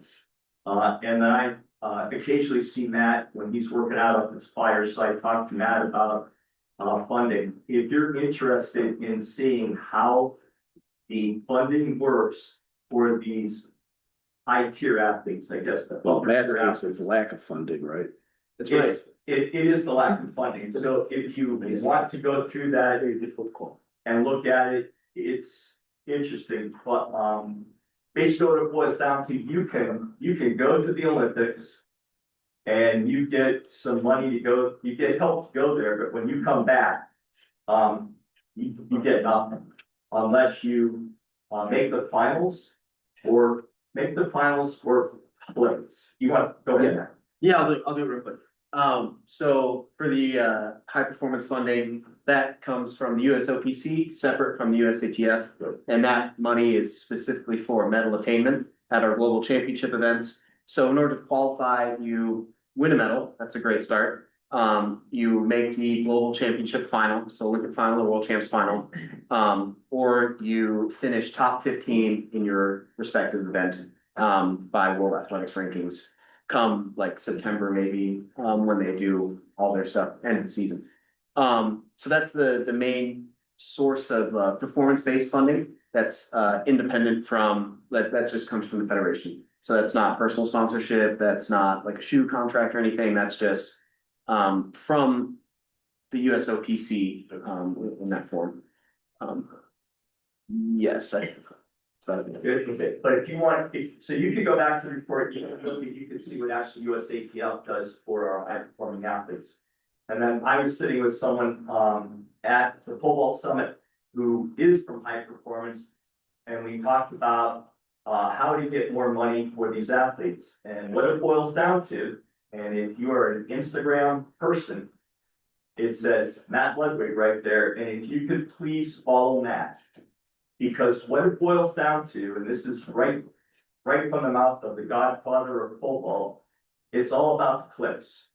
If Matt wants to get any type of sponsorship, and we don't have the money, I mean, bigger associations may have the money where they have an athlete of Matt's caliber and they can continue to give him money. our association doesn't have that. What the best that we could do is to, follow him and get as many people as possible to follow him. That way, if, we were driving by down here and we went by Second Soul. So Second Soul's there, and if Second Soul says, hey, Matt, if we give you a couple pair of shoes for training, can you, on your Instagram, say Second Soul takes care of me and they'll take care of everything you need, then that's a little sponsorship that helps out Matt. So if you can, and there it is right there, Matt Ledgewood _23. And it's really nothing to do. I'm old, I follow it. I mean, I'm just saying, it's easy enough to do that anybody in here should be able to do. And Matt didn't even help me to do that, and he hasn't been doing any of this. So the other thing that you could really do is, if you are in a school system,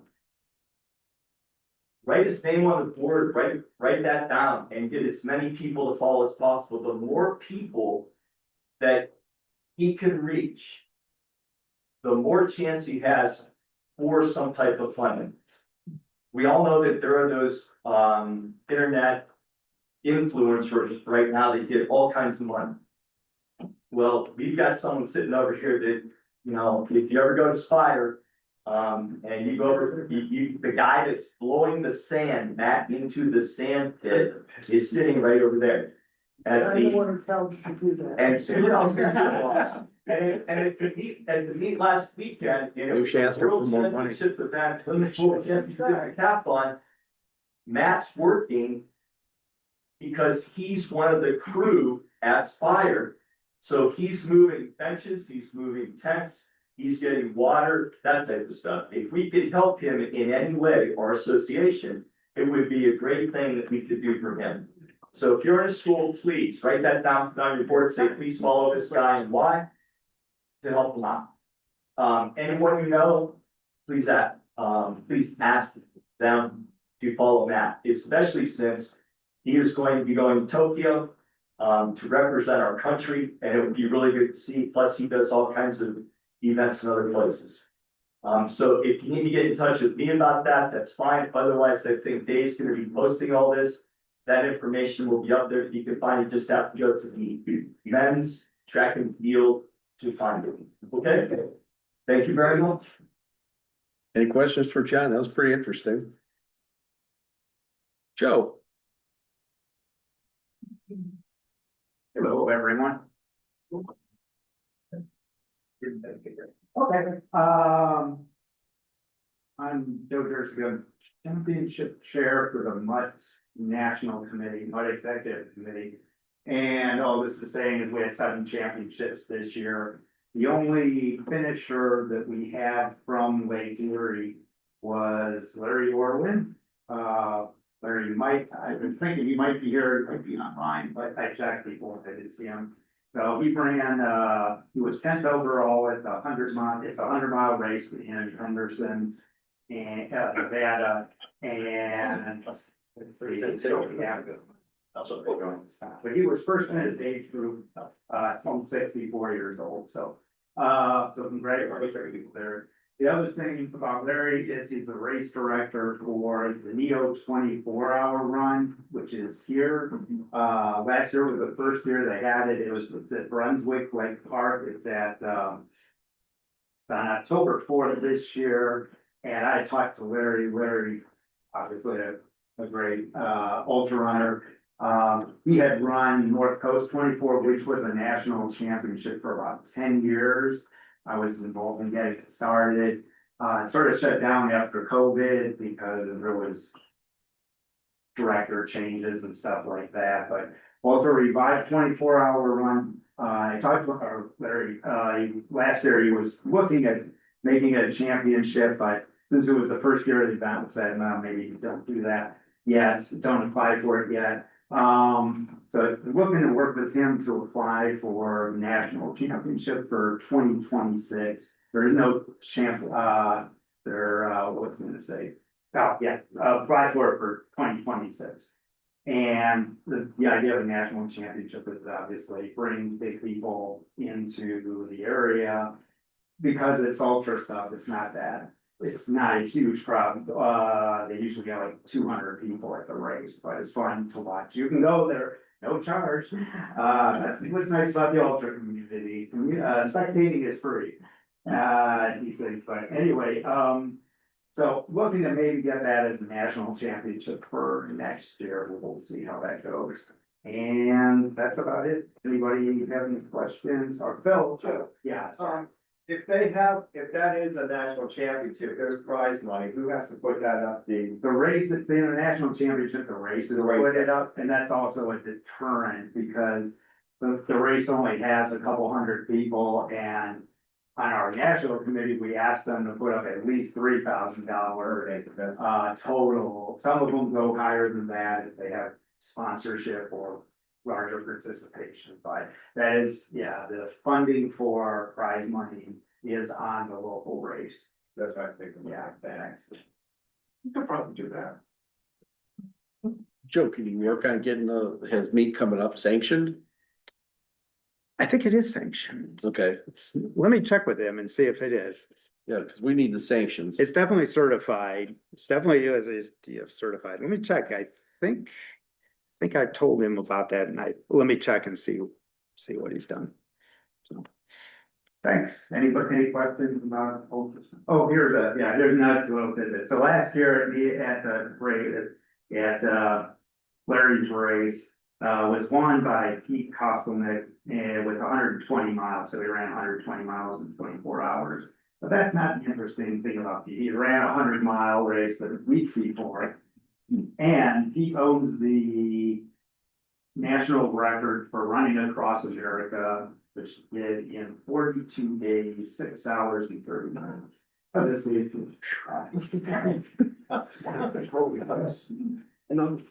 Emily. So I got to officiate two pretty big race walk meets this year. First was the NAIA Indoor Nationals, that was in Gainesville, Florida. This is actually the first year that they had prelims and finals for the race walk. So that was 6 race walk races for men and women over 2 days. So that was a really good learning experience. I was also the chief judge for the Ohio Association 20K championships in Xenia earlier this summer. Starting to get a little involved with the race walk official subcommittee working groups. But I am like a new chair, so still becoming familiar with like my other responsibilities. In terms of like performances this year, thank you to Doug for the World Masters indoors, because I did not catch William at that one. But thanks to Karen for pointing out to me that Joyce got second in her age group in the 1500 race walk at the National Senior Games. And just 2 other little notes. If you're interested in officiating the big like national championships for race walk next year, those applications will be posted to the USATF race walk website starting in September. Those are like the national championships plus like NAIA indoors and outdoors and then Milrose.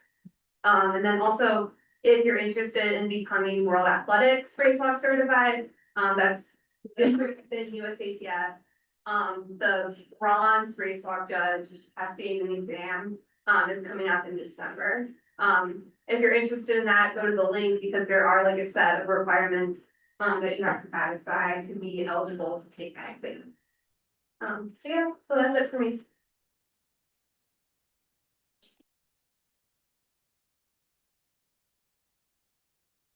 Karen.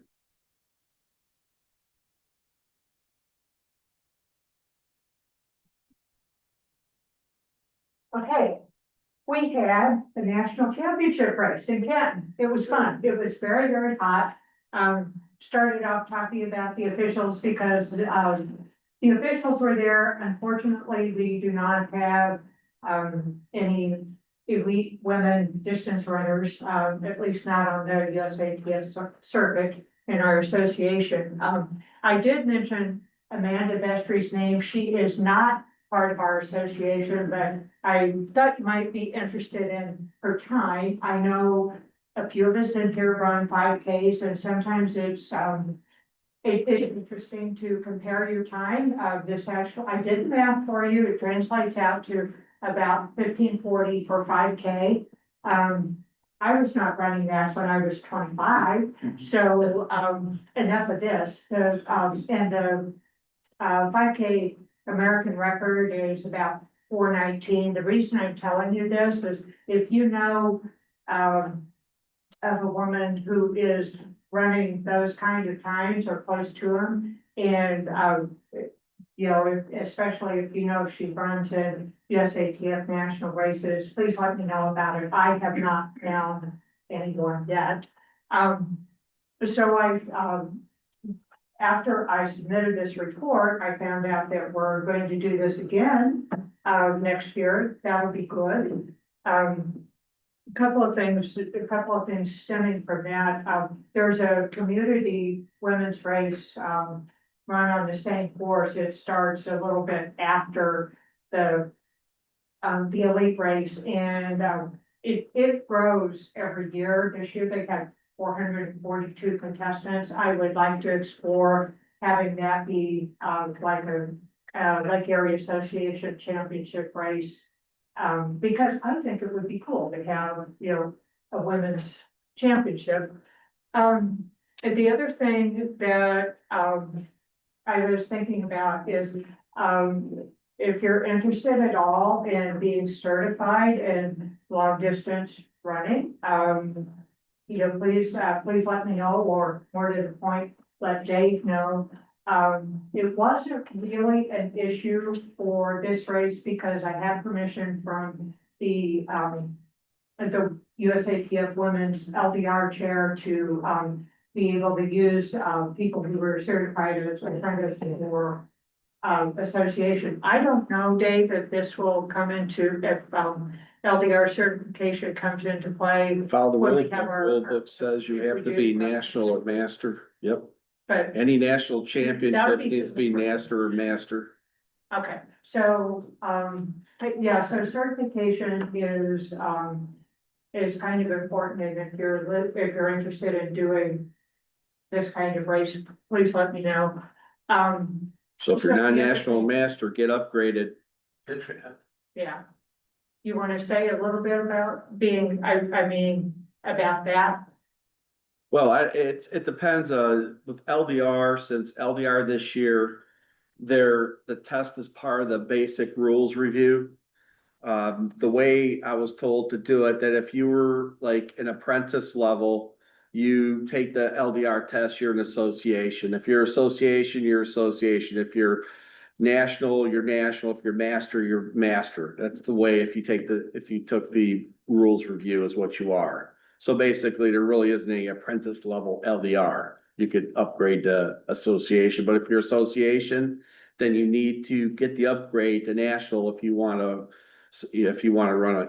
do anything. That's for any national meet. You should be well, they say according to the rule book, it says you have to be a national or master level official. And with the requirements to upgrade, they're pretty simple to go from like apprentice to association. But to go to association to national, you have to have like you have to have recommendations from somebody that you worked under. I don't have, I'm trying to go off the top of my head here. You have to work a local meet. And then you have to take that, whatever review that is. So if you're upgrading from like, say, national to masters, you need at least one master level official recommendation. We need one national or master. And then, you have to have work so many meets.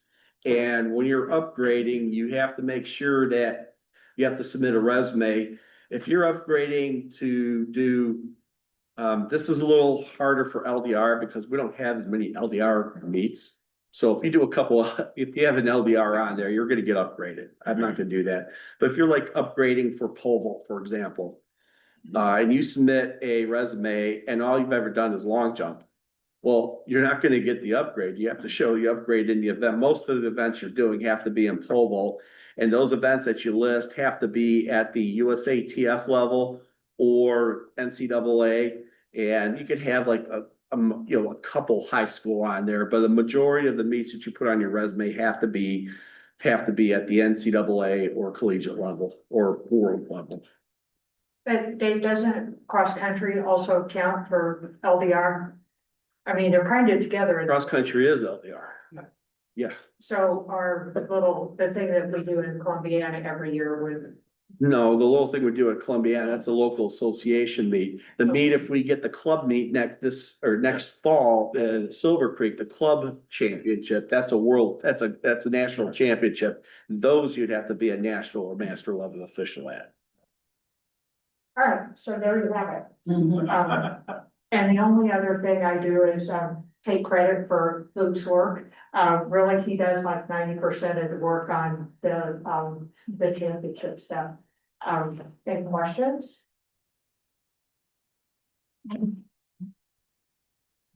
Sue, do you want to give your women's track and field chair report, since I don't have one? Since I haven't written one, but, listening to everybody, it's been an educational experience and I see a lot of, I don't know, discrepancies between the men and the women's things, like you look at the officials, there's one female for every two males, like in the association. So it seems like an overall, like, campaign to improve the women's versions of everything would be a plus. You know, instead of being in the shadows of the men all the time is to highlight, you know, the women's part of the track and field.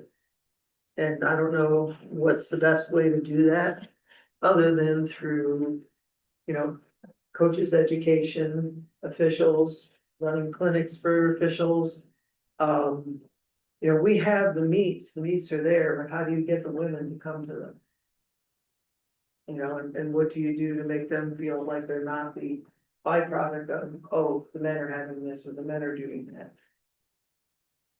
So that's my political campaign.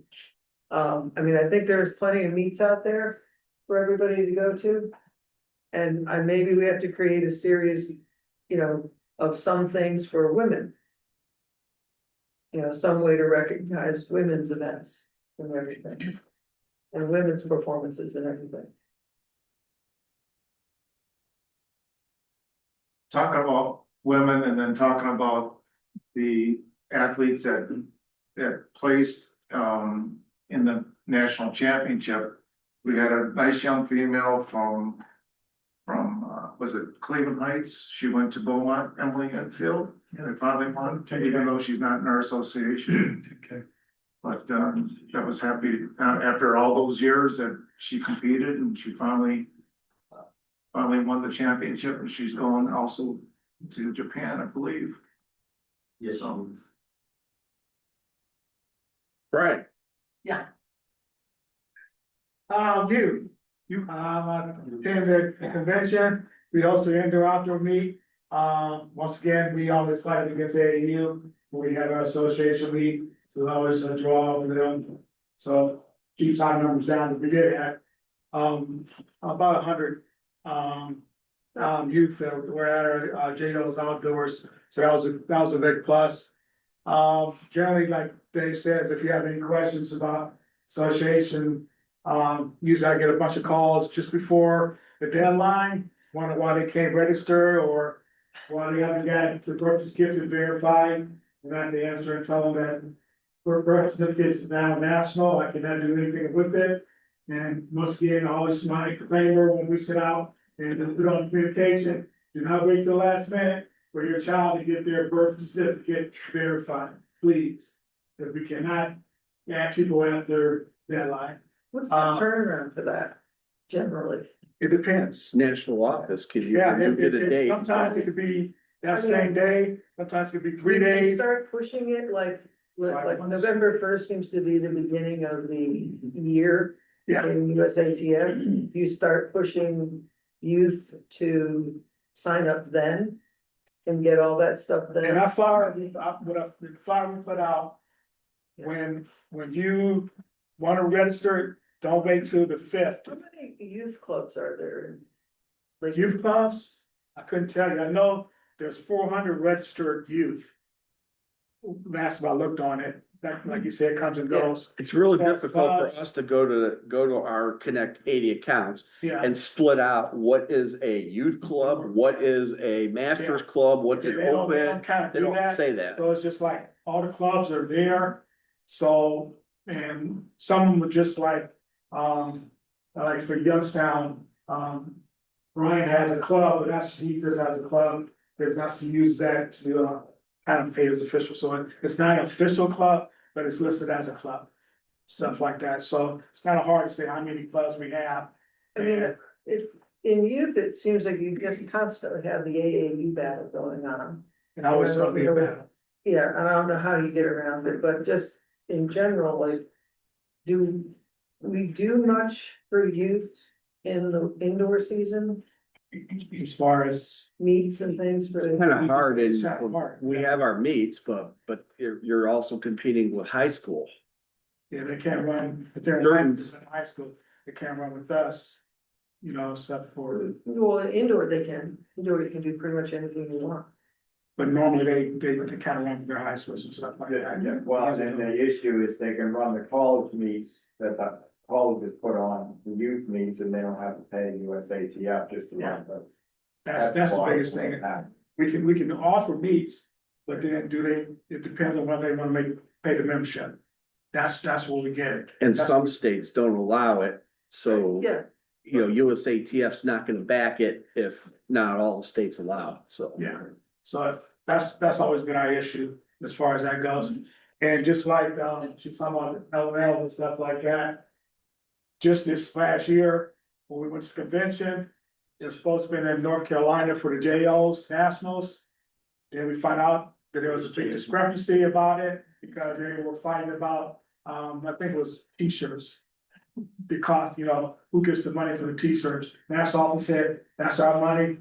The people putting on said, well, we gotta make some money then, so that we don't lose money. Yeah. So they end up backing out, so we didn't know that we were going to Savannah, Georgia, for April. So it's kind of hard, and if you coach kids and stuff like that, you kind of plan your season out. And to find out that, all right, now they're going to Georgia in April, May, that's Tennessee that, we'll go, AU already had theirs out last year, so that's the kind of stuff we run up against. So hopefully, it might be a lot better, and that's why we also be good, because also, in the past, we used to go to youth meetings, we had bid processes, and it'll be all day long. They would have 3 or 4, 5 cities bidding on bids for indoors, outdoors, and everything else like that, youth, nationals. Now it's basically national off, but in the past, national office says, do you want it?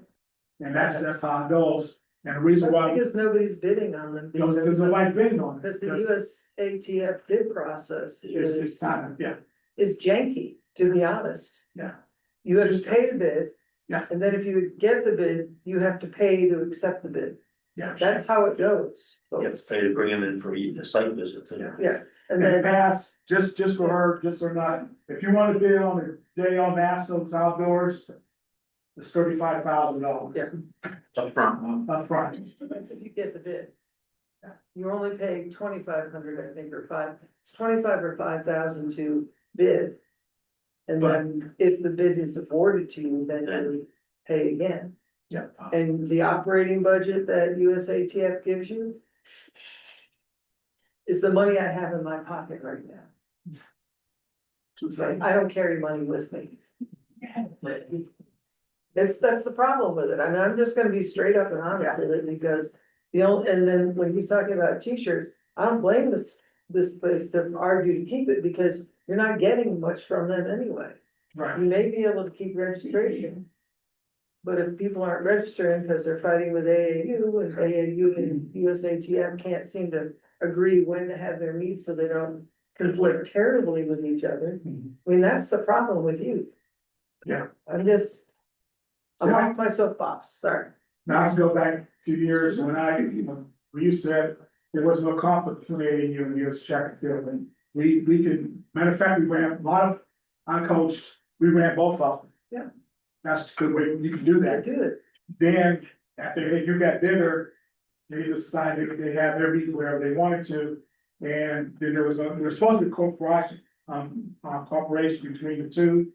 But it depends on where area you're in, where there's cooperation. In our area, there's not. And I've tried to talk to the president of AAU and got nowhere with that and stuff like that. So we butt heads every year on that. And Sorry. the only time we really grow in our meet is when the meet is on the East Coast somewhere. And if the AAU's, like AAU last year was in Texas. Yeah. So we got a little bit more people because they didn't want to go to Texas. Right. That's the only reason why we got. So that's a fight we have. We did have a couple people from Oberlin Spikes that got 7th in the high jump and 9th in the relay, and she got 12th in heptathlon. So those, and just like everybody else talking, it's hard to get that. Because all they do is like they're from Ohio, they're from Texas or something like that. Then I got to decide whether they're Lake Erie Association or not Lake Erie Association. So it's hard to always, knowledge who's doing what at the national level, stuff like that. So, anybody any questions? But nothing can do this.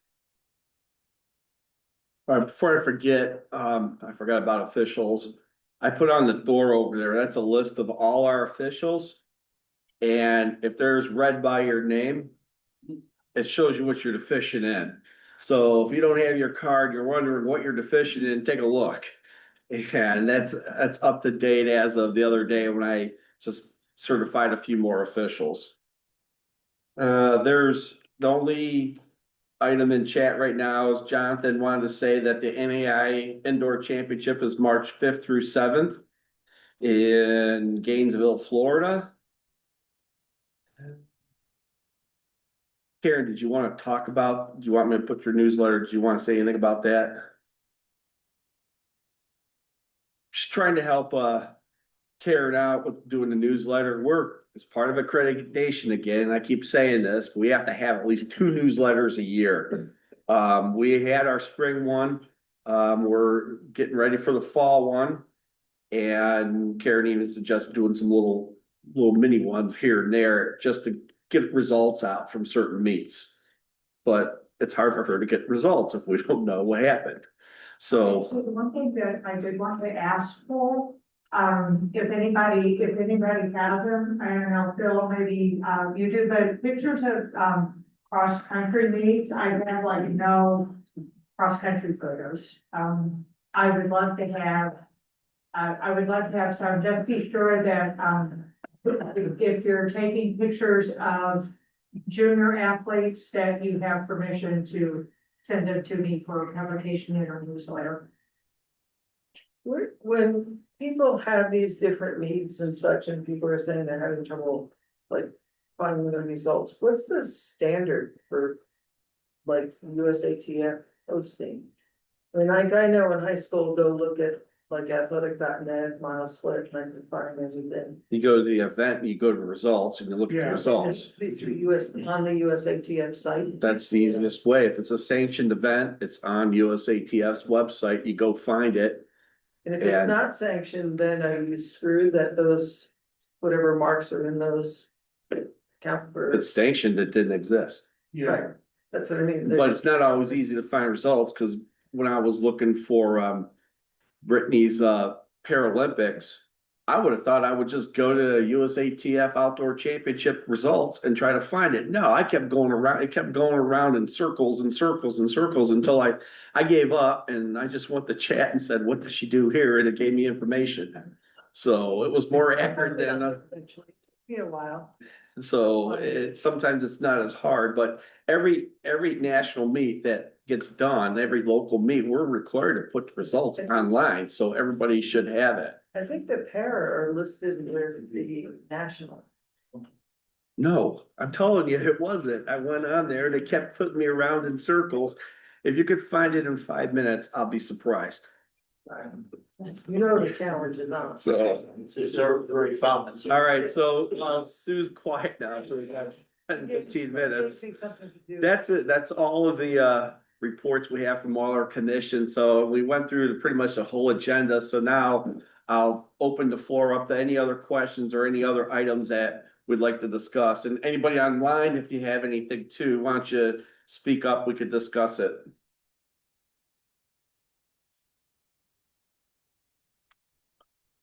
Anybody? I think the Moldars are sleeping. See, he can't even reach to turn off his mute button. I think it's loud, so you can hear this. Yeah. So does anybody have anything else to discuss? We went through a lot of stuff and it's funny because every year, as long as I've been up here, think how we end with youth because that whole AAU thing comes up every year and all it does is get people a little upset. And how many, there's nothing we can do about it. In Lake Erie, we have no control. Best thing we do is pick our date and hope for the best. And we are under the impression that if the AAU championship meet is on the East Coast or near us, we're not gonna have anybody. You know, those we may have a couple clubs and that's it. Everybody else is going. Can I say something for you? Go ahead, Charlie, I'm done. So one of the things that National is throwing at us, every local group is to increase membership, increase membership, increase membership, of course. So if you have any ideas, I'm not kidding, I'm joking, jot them down, send them to myself or to Dave or someone. You know, what we find is you get kids that come to these meets and they don't know that you can join USATF. Excuse me, your coach never said anything to you about it, you've never, no, I have no idea what's. People will call us, that's fire, you know, saying, hey, we want to get into this meet, okay, you know, become a it's an open meet, USATF, well, why do I have to do that? No, I think we've got to start educating people more and more and more about that.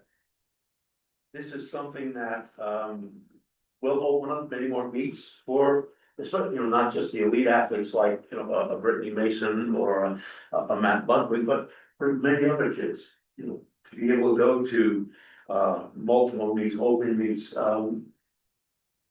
you know, just to get the numbers up in our associations will allow us to do many more things. I know it sounds crazy, but the more membership you have, the more power you have. Simple as that. I probably don't touch me. But yeah, that's all I want to say is if you can think of anything, you know, giving out handouts at major cross-country meets or indoor meets or outdoor meets, road races, sending things to local high school coaches, anything, we can use that. As with members, I'd also say if you know somebody that's hosting events, see if they can get it sanctioned. We have to have quite a bit of meets sanctioned just to stay accredited, so try to do that. And the hardest thing right now is we all know that the population in Northeast Ohio has gone down over the years. Our census right now that USATF is using is based on the 2020 census. So that's changed a lot since then. And so our numbers that we need to do are a lot higher. And a lot of the stuff is based on, we have to have so many of this, so many members, so many officials, so many sanctions. It's all based on population. So the more we can get, the better. I mean, I would say that the last few years, we haven't been fully sanctioned, but we have full, you know, our delegates can do everything at the annual meeting, full voting. But I would, if we're having trouble doing it, I just can't see how other associations are making it. I mean, if you're an association like Ohio that has, I don't know how many members they have, but I know they have over 300 officials alone in Ohio. But you know, you're over in Pacific Northwest or whatever those, so they got a lot of people, so they're huge. New York, a lot of people, so they can handle that stuff. We don't have the members, and you know, there's a choice out there. Our one main thing is AAU's killing us. And when we ask national office for help or ideas, they just don't give us any suggestions. Been over 5 minutes. I got it. What do you want to know? So anybody else, anything else want to discuss or have questions on? If nobody has any questions or anything. Are we adjourned? Thank you. And thank you for everybody that's came to the meeting. This is great to have this many people. I appreciate people coming, and please let us know if there's anything we can do to make it better. We're trying. Thanks, everybody online.